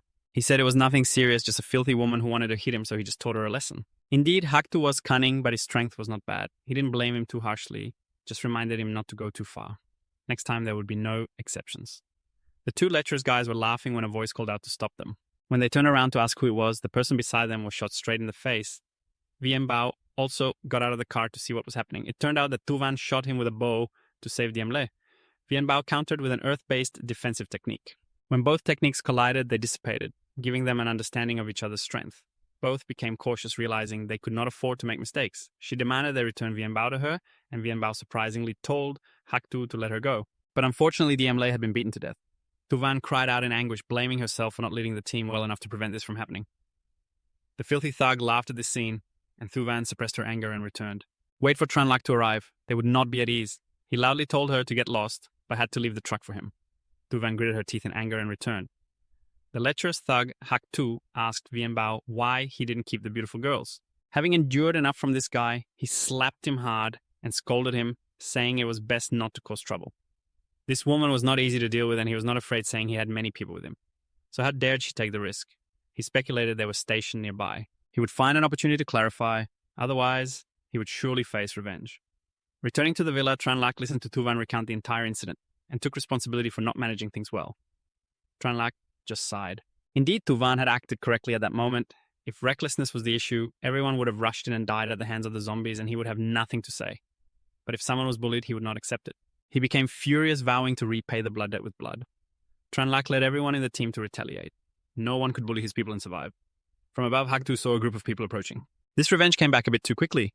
Tran Lak's entire team had arrived at Vien Bao's and Haktu's location. Vien Bao also called for his brothers to prepare for battle. The 2 teams faced each other, and the atmosphere escalated dramatically. Worry was evident on Vien Bao's face. The woman he was facing was a level 3 ability user. Tran Lak directly asked the leader of the opposing side how they dared to bully his people. He could not find any reason to spare them. Confidence radiated from him. In terms of absolute safety, Vien Bao could not take risks. He quietly admitted his fault and would return the truck to him, adding 1 ton of rice. Tran Lak responded with a strong retort. 1 person dead means compensating with 1 ton of rice, so he would give them 100 tons of rice to buy all their lives. Vien Bao clearly saw his arrogance, but there must be a reason. If he did not give Tran Lak an explanation, he feared that he would act on it now. The staff was his capital. He could not take risks and could not afford any mistakes. This was also caused by Haktu. He could not let everyone bear the consequences. He let Haktu go to Tran Lak's team to vent their anger. Haktu began to resist and struggle, saying it was because Tuvan attacked first. Tran Lak could not take one person as a scapegoat, considering the matter resolved. Tran Lak had a deep grudge to settle. Haktu was now scared to the point of turning pale, continuously begging for mercy. He even dragged 2 of his disciples, Kui He and Mao Nyat, into the fray. Tran Lak looked at them sternly. Vien Bao had no choice but to sacrifice the 2 for everyone. Tran Lak called for everyone to step up and beat them to death. And remember not to use hands to avoid getting dirty. Use feet instead. The people on Tran Lak's side gradually advanced, overwhelming them with relentless attacks. Their faces were now swollen like pig heads, However, many people still had not vented their anger. Wonglin used magic to heal them, then changed tactics to punish them. The city was filled with the painful screams of the three scum. The group on Vian Bao's side also turned pale and sweated from the brutality of Tranlak's team. The three of them lay on the floor soaked in blood, and at this moment, Vian Bao also said, "Please stop. The ones who initiated the trouble are already dead. Previously, your side had also killed these people, so it was fair enough." However, Tranlak still did not accept this matter easily. All of Vian Bao's group would not have a good ending. When Vian Bao talked about principles, Tranlak didn't want to discuss morality with him. The guy named Vian said he had never seen anyone as crazy as him. If he really wanted to risk his life, he wouldn't be afraid. He was confident that he had fought against many zombies, and moreover, his side had more people than Tranlak's, so he was confident he wouldn't lose. Therefore, before he made a move, he advised Tranlak to run away. This guy with glasses was also quite confident. Tranlak thought for a moment, assessing the current situation, then told his people to step back a little. Indeed, a leader must not only be good at fighting, but also have enough strength to lead others. He didn't want anyone to get hurt, so he just needed to fight alone. Vian was surprised by Tranlak's actions. He didn't understand. Could it be that he wasn't afraid of death? Vian with glasses thought Tranlak was trying to show off as a hero, but he was just a hot-headed kid. Wanting to crush his authority, if Vian let his subordinates charge in now, it would be really embarrassing. So he chose to go solo against this kid, which was also an opportunity to frighten others. He thought so. Tranlak spread his hand and a large sword with a blue glow appeared. He quickly ran in front of Vian, who then realized something was wrong and stepped back, raising his hand to grab sand to block Tranlak. But could these tiny sand dunes stop him? Tranlak sneered. Did he intend to use this little crushed sand to deal with him? The sword struck down in front of that guy, a stream of blue light flashed, and thus a proud young man fell. His subordinates around shouted his name in panic. But how could they respond? Brother Vian had turned into a wilted flower. With just one blow, he had taken down his opponent. What kind of ability was this? Everyone was surprised by the event, while Tranlak calmly turned to wink at the beautiful girl. He thought to himself that having a wife who cares is really good. The victory just now did not make Tranlak smug. He felt completely normal, like swatting a mosquito, so there was nothing to be proud of. Then he turned back. He was determined to deal with those who had bullied his people. They were scared and begged for mercy, but it was too late. Running away was not an option, and in the end they fell under his sword. On this side, 2 of his subordinates were dumbfounded. They didn't expect their boss to be this strong. The other one felt lucky because he had followed the right lucky person from the start and didn't oppose him. Otherwise, he would probably be lying there cold now. Seeing Milab looking at him like that made him even more uneasy. So the distance between him and her widened a little more. She said everyone should continue moving forward and not delay because of this. The group obeyed and followed, and now everyone was happy. A subordinate ran up admiring and praising his brother. He felt that following this person was the best decision of his life, receiving such praise from others. He felt a bit proud, but then quickly became sad. He solemnly said he was very sorry about Diemle's departure, but in this world, every second and minute is filled with danger. That's why he let everyone go out. The purpose was not to collect crystals, but because he wanted them to train themselves so that in emergencies, they could save themselves. Tranlak took the lives of those who had conspired to harm his teammates. But it seemed he was still not done being angry. He then told the others that whoever bullied Tranlak's allies would pay a heavy price. His subordinates felt warm in their hearts upon hearing this. After saying that, he smiled brightly and told everyone to gather the supplies from those guys, then they would go home together. Enjoying the food cooked by the beautiful girls, the whole group shouted loudly, "Yes, sir!" In a hidden corner of the wall, 2 cunning-faced guys were secretly watching a black dog with a greedy demeanor. Feeling the danger, the little dog sleeping opened its eyes. It looked so plump and cute, but that only made the 2 drool more. It seemed they had been hungry for many days. The red-haired guy, Tadat, intended to run out to catch the dog, but his companion pulled his hand back to stop him. The red-haired guy wondered why he was being stopped. The other guy patiently explained that he was afraid the dog would run away and chasing it would waste a lot of energy, so he proposed to lure it over instead. He planned to leave a pile for the puppy to eat, so it would sleep. Then they would feast on it. Tadat thought this idea was good, and both revealed a cunning smile. The Demon King looked at these 2 reckless guys who were voluntarily walking into the trap. Not only that, they wanted to use such a dirty trick to harm it. This time, these 2 crazy guys were in for it. The Demon King, with a sinister expression, stood with its legs raised, showing its anger. Around it, lines of golden light appeared. The other guy was surprised by the strange behavior of this black dog. The remaining guy was confused. He didn't understand how a dog could emit lightning. His face turned pale with fear like a frog. Then he told the red-haired guy to run away quickly. If they stayed a moment longer, they might lose their lives. But how could it be so easy to just come and go? The Demon King unleashed electricity, catching the 2 crazy guys. The current emitted was so strong that it left these 2 stunned, seeing it angry like that. Tranha asked if these were the 2 intruders, feeling annoyed as he turned to leave. In fact, these 2 wanted to feed him feces. He told everyone to go back and rest, thinking to himself that perhaps he should recruit more people now. This way, when a widespread conflict occurs, it would be easier to deal with the enemy. If they encountered a team of 500 people with the number of people he currently had, they definitely wouldn't stand a chance.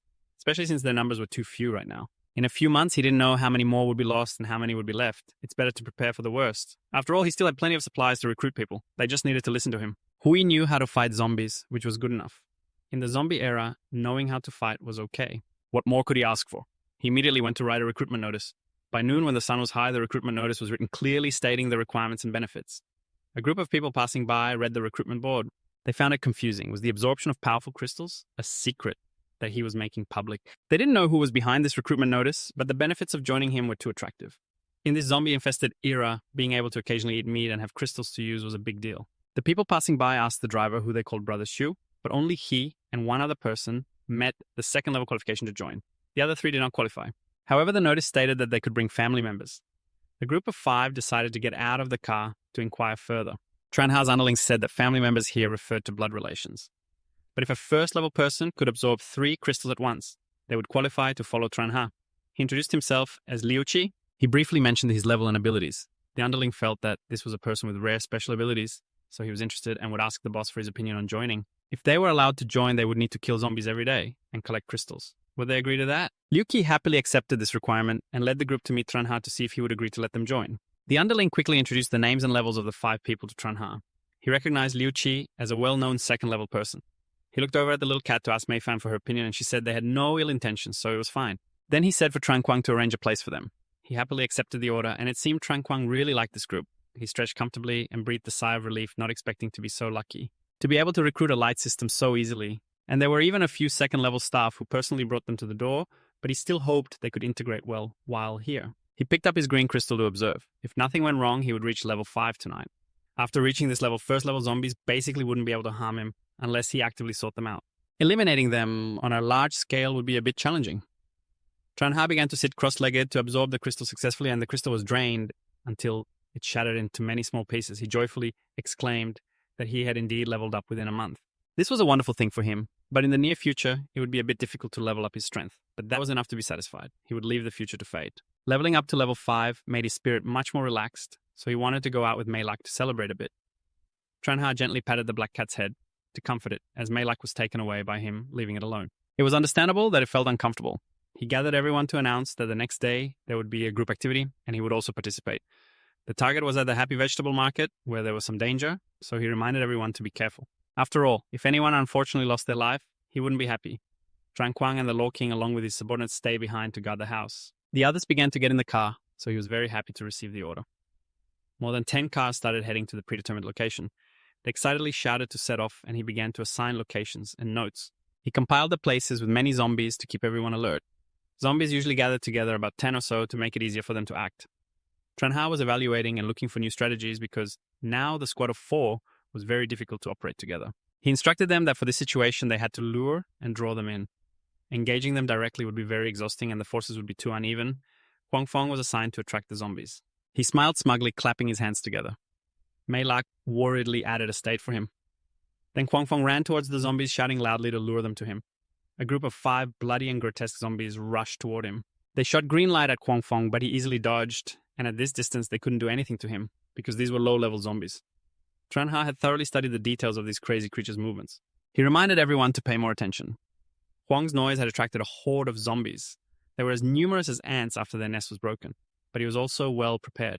Everyone should pay more attention to the noise made by Huang, which has attracted a horde of zombies swarming like ants from a broken nest, but he's already well prepared. A group of 2 people stood from afar launching fireballs to burn the horde of zombies at the same time, but this technique can only be used for a limited number of them. If there are too many, this method won't work. Next, the second-level members with better abilities were sent to lure the zombies. They responded to him and reported back that they had dealt with 100 zombies in the area outside the vegetable market, which pleased him greatly. As for the remaining zombies below, he would personally go to lure them. In his previous life, he heard that there was a level 4 zombie here with earth attributes, and now he wanted to find it looking around without knowing exactly where it was hiding. The large, quiet market had a zombie wearing a grey, conical hat, as if it had been coated with cement. Its eyes were bloodshot. He casually walked past this group of zombies as if he were visiting a museum, showing no signs of fear. But that makes sense. Having lived through 2 lives, he must have grown tired of it. He felt something approaching from behind him. It was the earth attribute zombie. It slammed its hands down on the ground, launching debris towards him aggressively like a giant scorpion preparing to pounce on its prey. He didn't expect to encounter it so quickly. He smiled contentedly and began to counterattack. He shot out a circular wave that pierced through the zombie's sandstorm. In an instant, he had emerged in front of it. "Rest in peace," he said, and with a swift strike, the zombie's head was severed from its body. And of course, its crystal now belonged to him. He happily ran off with the head, feeling as if he were carrying a large corn cob looking quite ridiculous. He ran back towards his teammates with the head of the Earth attribute zombie, showing no signs of exhaustion. Taking its life was as easy as catching a cricket. He cheerfully shouted, "What are you all standing around for? Use your speed to your advantage." They escaped from this horde of zombies while preparing to aim and throw at the zombies. He reminded them to throw and then remember to run, not to stop. 10 green lights were thrown into the horde of zombies and everyone was exhausted. But they managed to do it. Over 200 zombies had been quickly eliminated. Everyone was delighted and their training spirit was rising. As long as they kept practicing and improving themselves, it wouldn't matter how many zombies there were. However, he was still very worried. He didn't want to become complacent because of this victory. After all, to defeat them, they had to keep up with the evolution of these walking corpses, and fundamentally the survivors here couldn't keep up with their evolution speed. He urged everyone to load these supplies onto the vehicle. Everyone cheered joyfully in unison and then returned together, taking a round to check the cold storage, to see if the meat had gone bad since the power had been out for so long. He was thinking of transferring the meat from his space to here, pretending to discover new supplies and then sharing them with the other members. He was satisfied with his plan and smiled.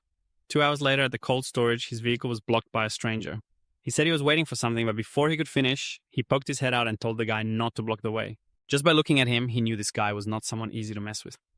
Suddenly, a person on a motorcycle approached. He recognized this young man as Hao Nian, known as the champion of the Iron Staff. He came over to ask for a chicken.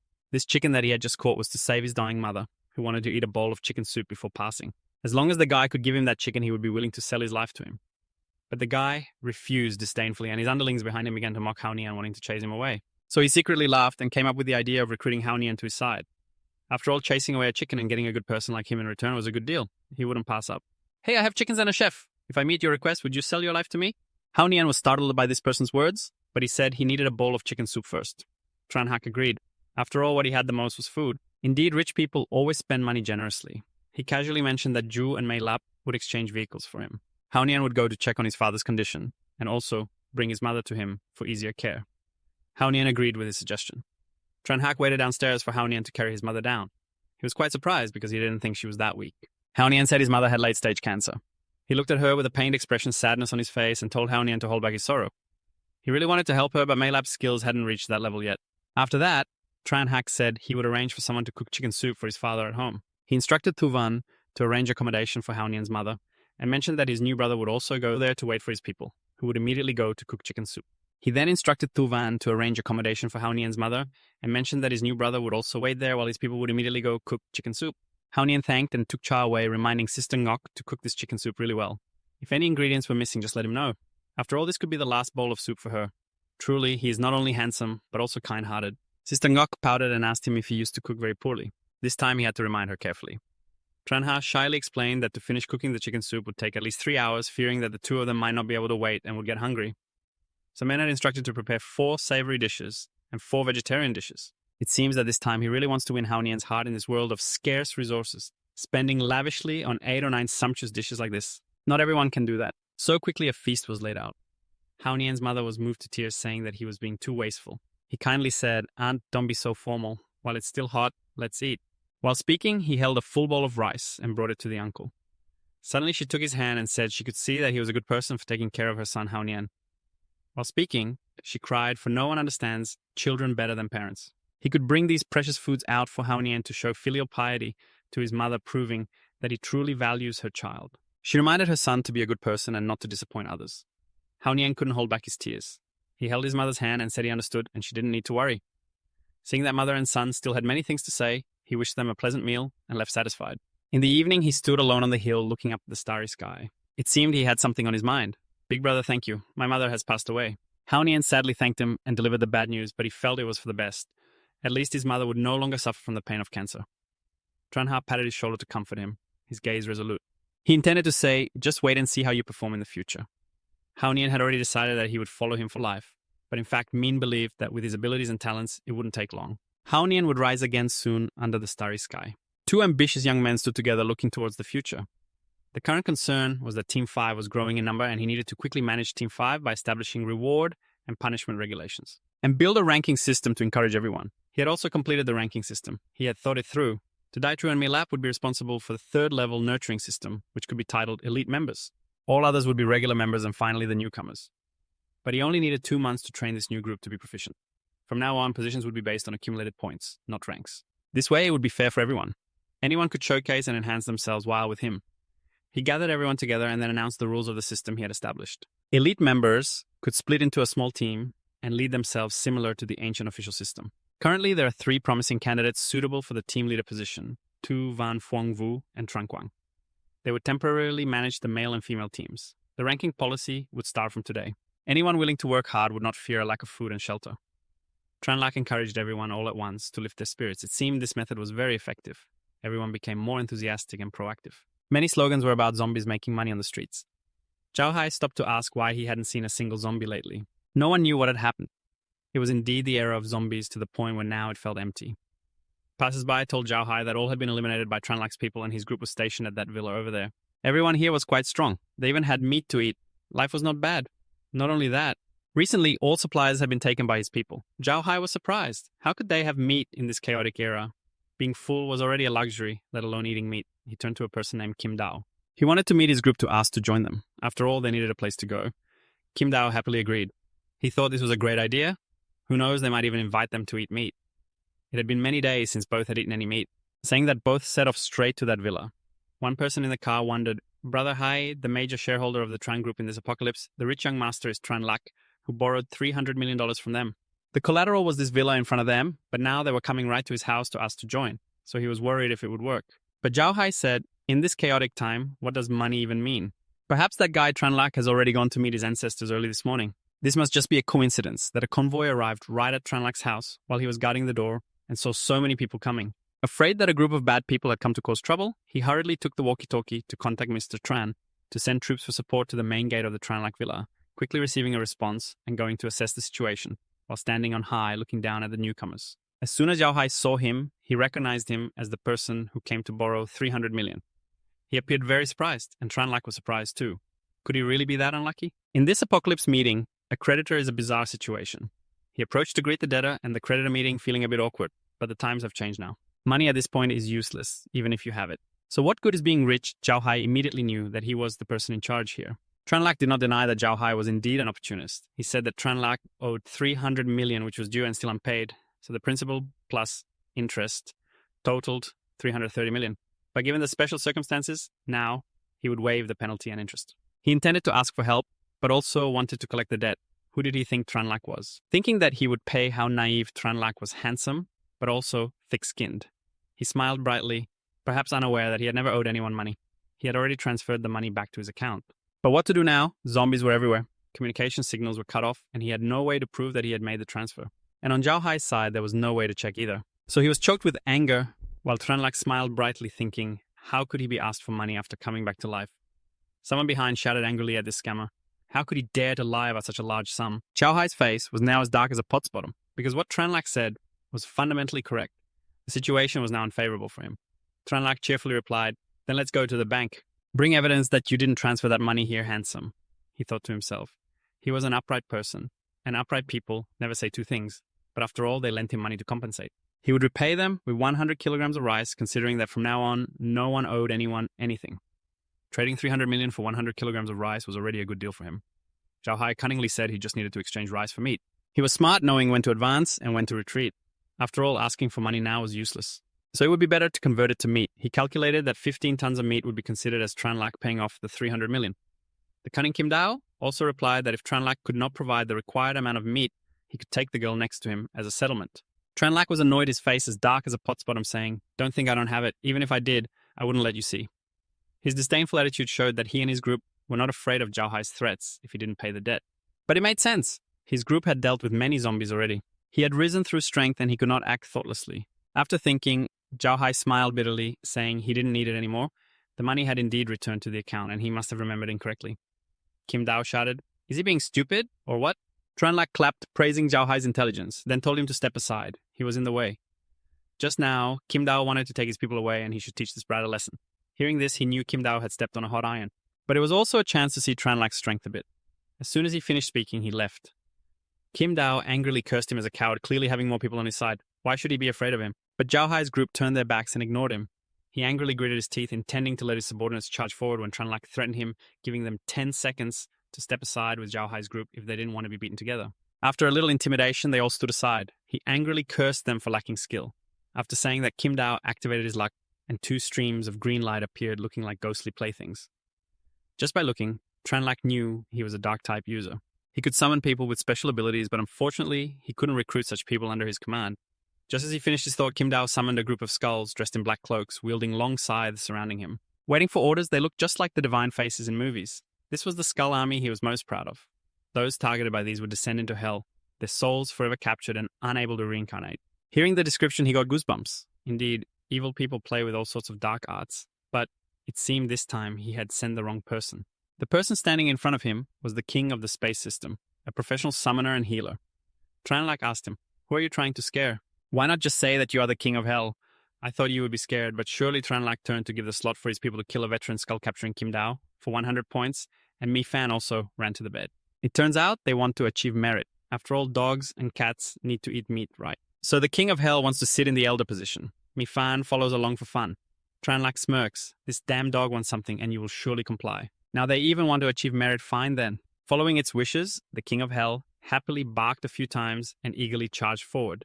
The black dog is indeed the nemesis of demons. The king of hell charged forward eagerly, thinking that after this mission, the elder position would be closer to him. Just thinking about it made him excited. He opened his mouth and spat out a burst of fire, knocking away Kim Dao's people. This dog is quite ambitious. Milene took the opportunity. Signaling to prepare, waiting for them to get tired before charging in to attack the king of hell, jumped left and right everywhere, making Kim Dao dizzy. It juggled around, causing Kim Dao's people to scatter. Originally, Tranlac wanted everyone to practice a bit.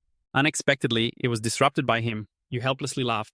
In the end, it charged straight at Kim Dao, who was terrified and begged for mercy. Unexpectedly, it just lifted its hind leg and peed on his foot. It wanted to mark this target. 100 points for capturing Kim Dao will belong to it. No one should hope to snatch it away. After finishing the task, it was satisfied and turned to accumulate more points.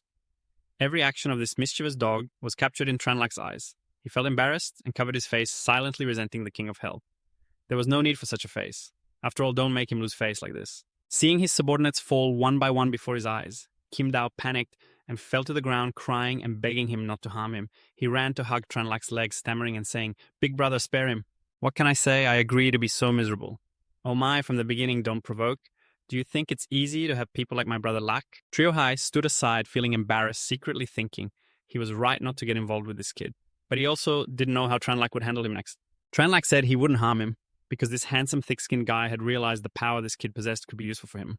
It was too suitable to be a tool for him, and at that moment, Tranlac was smirking cunningly, silently calculating how to use this kid thoroughly, because after all, he wasn't a good person. Sparing his life was already too merciful. Not facing danger, he was happy kneeling and worshipping Tranlac like a living Buddha. He also frankly said that he valued his calling ability. Then he darkened his face and warned that if this kid dared to play tricks, or had any intention of escaping, he would personally chop off all 5 of his limbs. After finishing the task, he ordered Tran Quang to detain Kim Dao, but still treated him like a normal newcomer. Tran Quang quickly went to arrange it.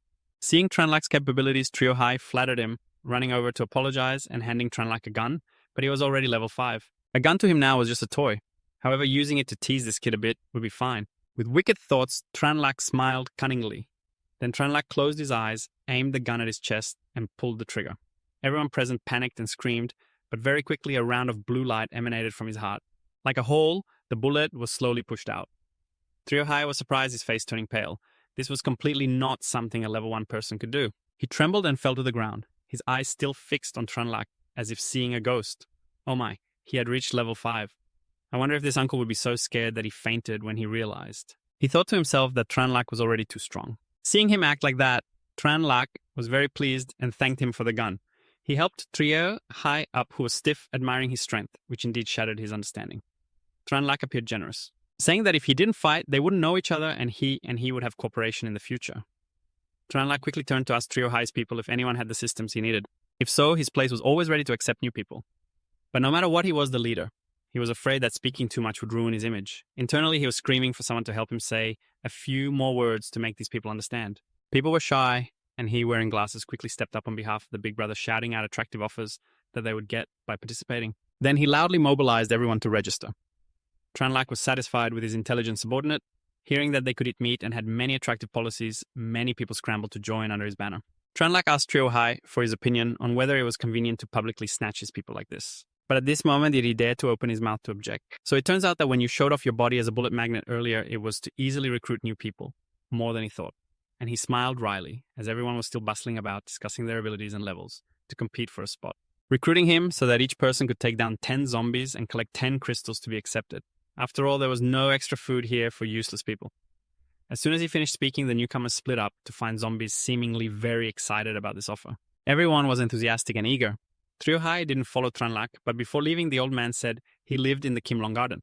If you need anything, just come find him there, but if one day he finds himself in trouble, he hopes Tranlak will see him as a brother and help him. Tranlak accepted this. After all, having more allies was better than having more enemies. That evening, Tranlak and Melak were cuddling and sharing thoughts. She felt puzzled as to why the newcomers performed so well today, yet he didn't let them wipe out all the zombies. She had also calculated that if one person handled about 20 zombies, it wouldn't be long before they could completely eliminate them. Even if everyone didn't coordinate, one person could take down nearly 100 before they evolved, so it should be handled quickly. Tranlak remained silent, explaining that this was just her perspective. Even now, there were still people who dared not approach zombies, let alone when gathering everyone together. If they encountered a slightly evolved type, it would be the end for all of them. In the end, she understood. Melak wished him good night while she hugged him and fell asleep first. Tranlak was still pondering. What he told Melak was only part of the reason humans needed zombies to evolve. Therefore, it was impossible to eliminate all of them. Only when fighting them could humans obtain high-level crystals, which would allow them to evolve quickly. Otherwise, when those powerful creatures descended, humans wouldn't survive. Early in the morning, Tranlak reminded everyone to be careful when going outside.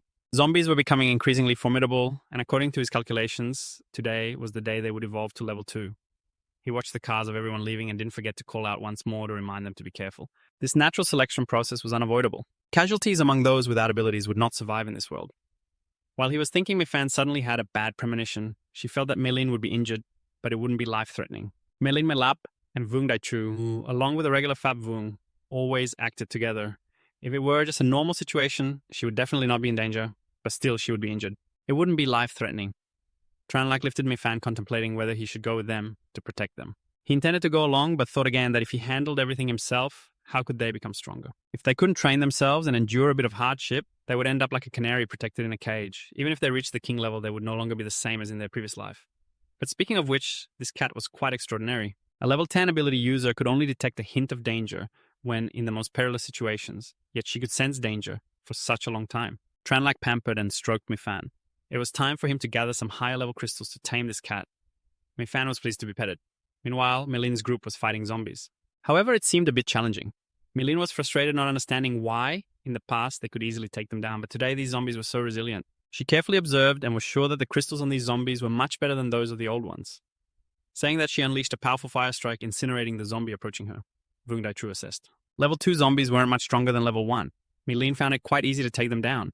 Milap was delighted because it seemed they could collect more crystals today. From a distance, a zombie noticed all 4 of their actions. It recognized that they were not like the ordinary humans it usually preyed upon. It was alone and realized it had to be more cautious.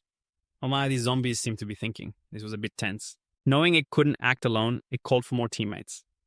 The purple zombies used their own language to summon their companions to come and feast together. Meanwhile, Melin's group was still unaware. The Fap Vung saw. In the distance, a few zombies were happily running over to collect crystals. Melin Daitru and Milap still had a small group. Milap warned her brother and sister to be careful.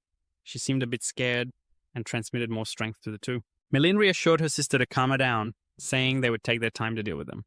Melin fiercely unleashed a fireball, exploding a group of nearby zombies. Just like that, she and Daitru gradually charged forward. Suddenly, a gust of wind arose. A grotesque hand was controlling the wind.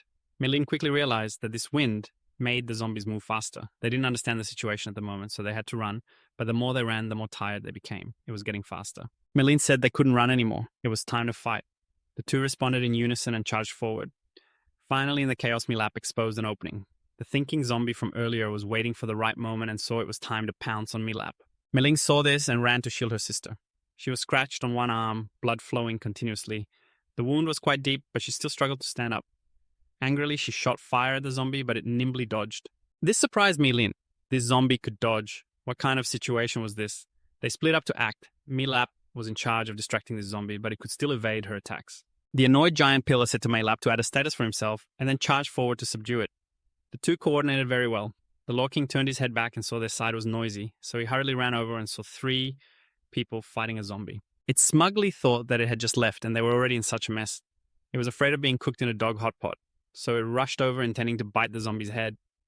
Knowing this thought, it quickly turned around to look at the Law King and dove. Jumping left and right to distract the giant pillar, it took the opportunity while it was distracted to hit it on the head. VL managed to catch it anyway. Maylap also rushed up at the same time as the Law King, but it still flew out to dodge the attack and ran away. The Law King was afraid that the prey would escape and lose accumulated points, so he stubbornly chased after this dog, which was really tenacious. He kicked the zombie from behind, causing it to fall down. The giant pillar tried to subdue it to lie down, then the group of 3 people, and 1 dog beat it up furiously. If they could eliminate this one, they would all be exhausted. Today was enough. It was time to go home. Maylin tiredly said, and the Law King patiently dug until he finally found its crystal. The little dog nimbly bit out a bag full of crystals and proudly brought the spoils to Tranlac, asking Mei Fan to check how many accumulated points this crystal of his could be exchanged for. How many accumulated points could it be exchanged for? He checked with interest because there was even a level 4 crystal. He estimated that this one would give the Law King 100 accumulated points. Its eyes lit up and it stuck out its tongue trying to look cute at its owner.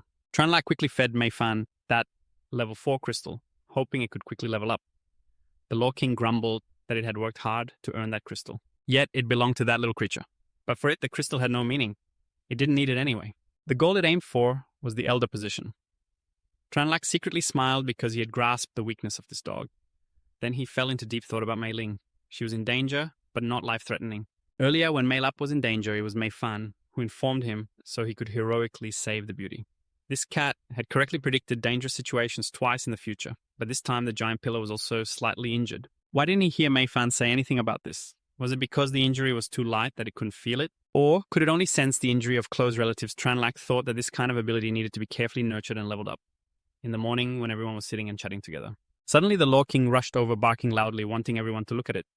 Mei Lap wondered if he was hallucinating. Today the Law King was indeed twice as big as usual. Mei Ling lazily glanced at it. It really had grown bigger. The giant pillar asked if it was because Sister Ngok's food was so delicious that this dog had grown so fast in such a short time. It angrily explained to Mei Fan that it had leveled up to level 4, so its body had become taller like this. Everyone was happy about that. This dog was indeed very capable. Only Mei Ling felt frustrated because she thought she was still progressing slower than a dog. She asked, since this was her first time leveling up to level 4, how many accumulated points could Tranlac give her? This dog was indeed greedy. No, it was more accurate to say it was a point-hungry worm. He was surprised and asked what it wanted the accumulated points for. It said it had a dream of becoming a dog elder and then a deputy leader. At that time, everyone would have to call it dog leader, which sounded really impressive. That was why it was risking its life to collect as many crystals as possible to exchange for points. A fame-hungry dog said this while its eyes sparkled, standing tall with great pride. Tranlac was speechless, but he angrily kicked it hard. Was this dog trying to say it was a dog? But he didn't care. Hurry up and give the accumulated points. The Law King was troublesome, barking loudly, making Tranlac also have a headache. Suddenly, someone reported that Trio High had sent someone over. 3 cars with about 10 people were said to be coming for help. What kind of help required so many people, as if they were going to fight? The old uncle had promised that if he had any trouble in the future, he would help. But it was just polite words. How could he run into trouble as soon as he opened his eyes? Indeed, a troublesome guy, Tranlac lazily replied, but still let his people in. Tonglang Trio High's subordinate politely handed Tranlac a long red wooden box with simple patterns, but it was clear at first glance that it was a good item. Trio High conveyed that inside were 100 medicinal herbs. He affirmed that there was no shortage of food and drink on his side, so he specially brought it over and meticulously instructed that whether Tranlac was willing to help or not, these herbs were all a gift for him. This Trio High was indeed very cautious in his thoughts. With Tranlac's character, he would definitely go help him. Just as expected, Tranlac asked Tonglang what had happened over there. Tonglang irritably recounted that suddenly a supernatural being appeared on their side. The guy named Jiang Wu was competing for supplies and recruiting new people. Trio High didn't want trouble, but this guy was really too arrogant. He said that one mountain could not have 2 tigers, so he wanted Trio High to be his subordinate. If not, he would wipe out all of them here. According to him, Jiang Wu is very formidable, able to handle all 10 of his men alone, most of whom are level 2 superpowers. High couldn't cope, so he had to ask for help from Tranlac, who fell silent in thought. If one person can defeat over 10 others, many of whom are level 2, and the gap between level 2 and level 3 is not that significant, then this person must be at least level 4. Could it be that this person has superior talent? But that doesn't seem possible. I'm afraid he and the God of War are similar, relying on lucky fortune to obtain a high-level crystal, and with talent he easily rose to level 4. Tranlac thought that if he could take this guy down, he would have a level 7 crystal or at least a level 4. He asked Tonglang what system this person belonged to.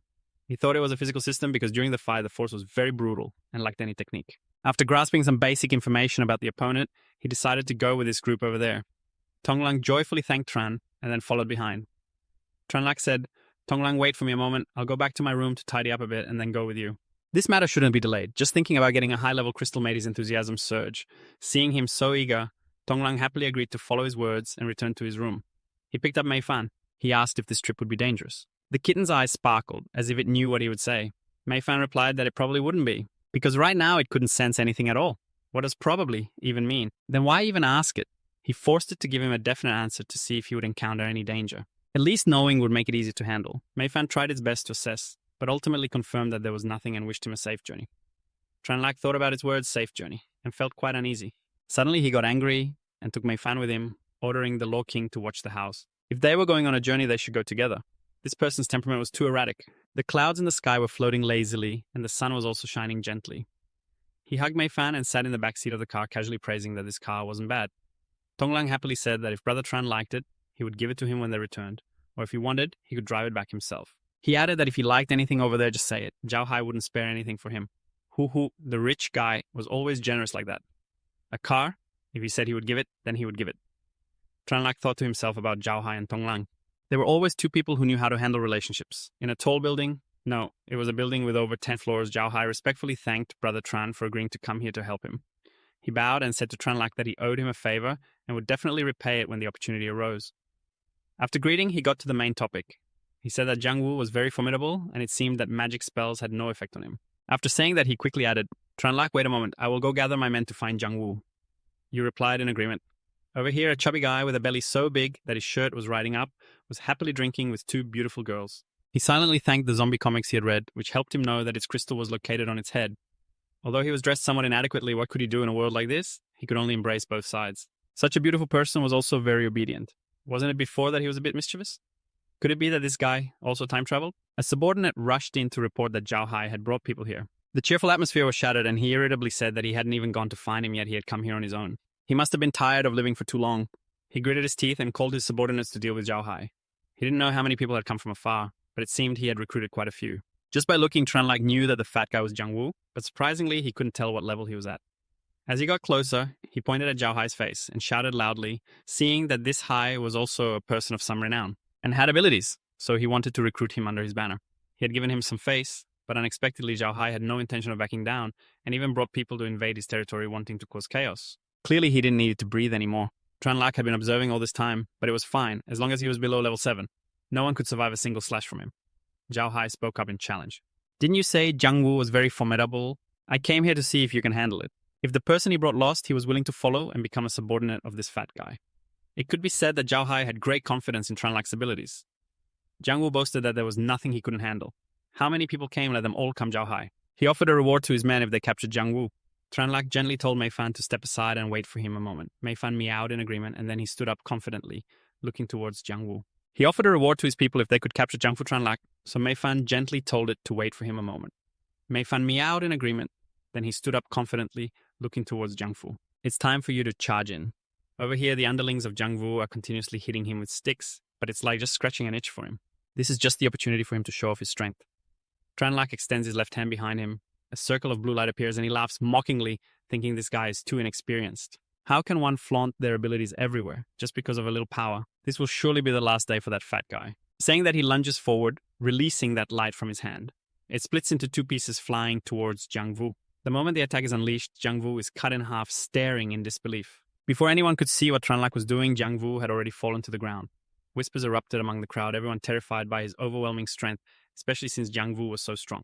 Still being taken down in one swift cut, the action was decisive, leaving no openings. He stands coldly, hands in his pockets, watching Jiang Wu's severed body roll on the ground, blood staining a large area of the yard.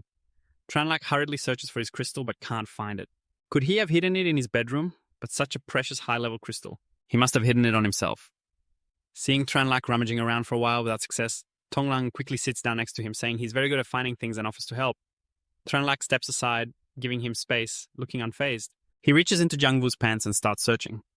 Tranlac's face pales, staring in disbelief at his actions, wondering if Tonglang has no shame. What if that area of his absorbed the crystal and mutated? After a while, he finds it.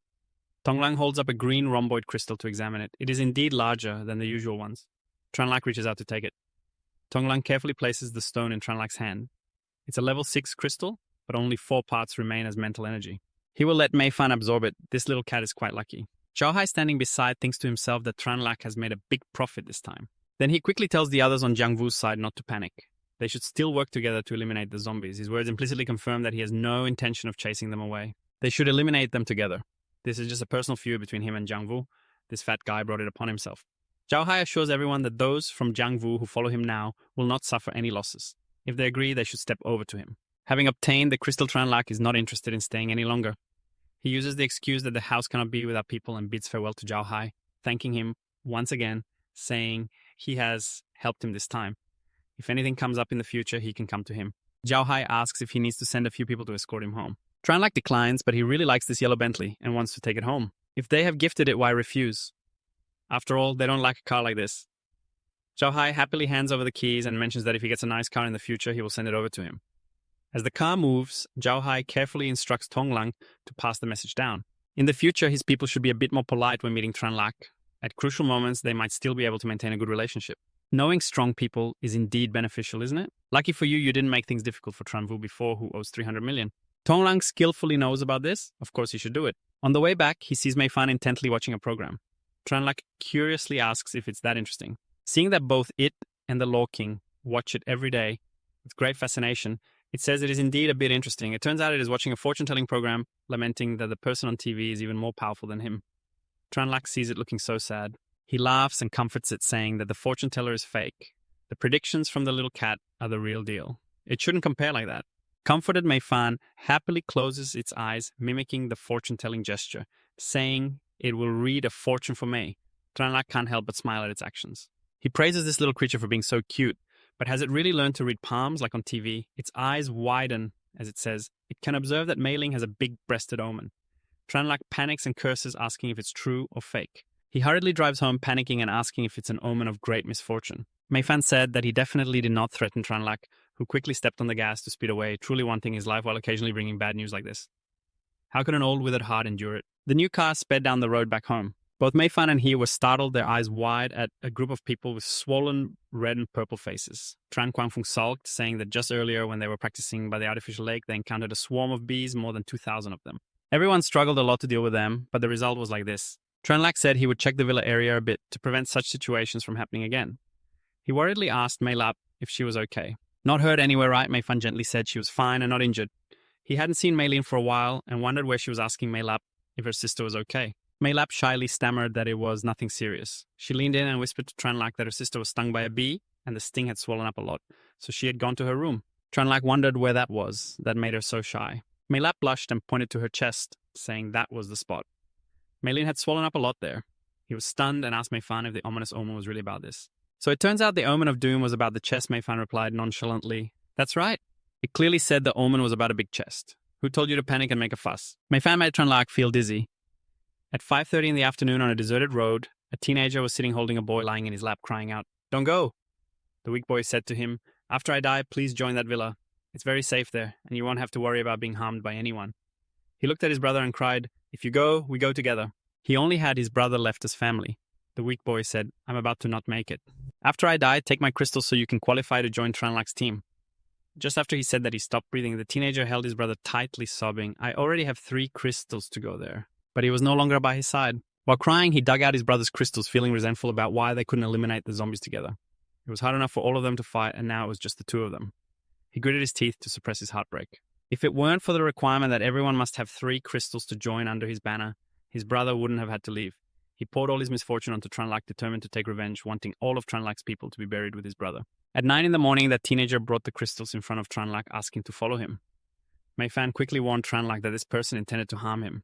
He was surprised. Clearly, he and this kid had no grudges. Why would he want to take him to sell salt? The teenager patiently asked if he could join now. Tranlac stood up and said, "Of course." Then he wanted the kid to go with him for a round. He instructed Mei Fan to go back to her room first. The kid's face darkened, but he still followed. With a slap, the teenager spat blood and fell to the ground. Tranlac straightforwardly grabbed the collar and threatened him, asking why he wanted to harm him, or if someone had sent him here to assassinate Tranlac.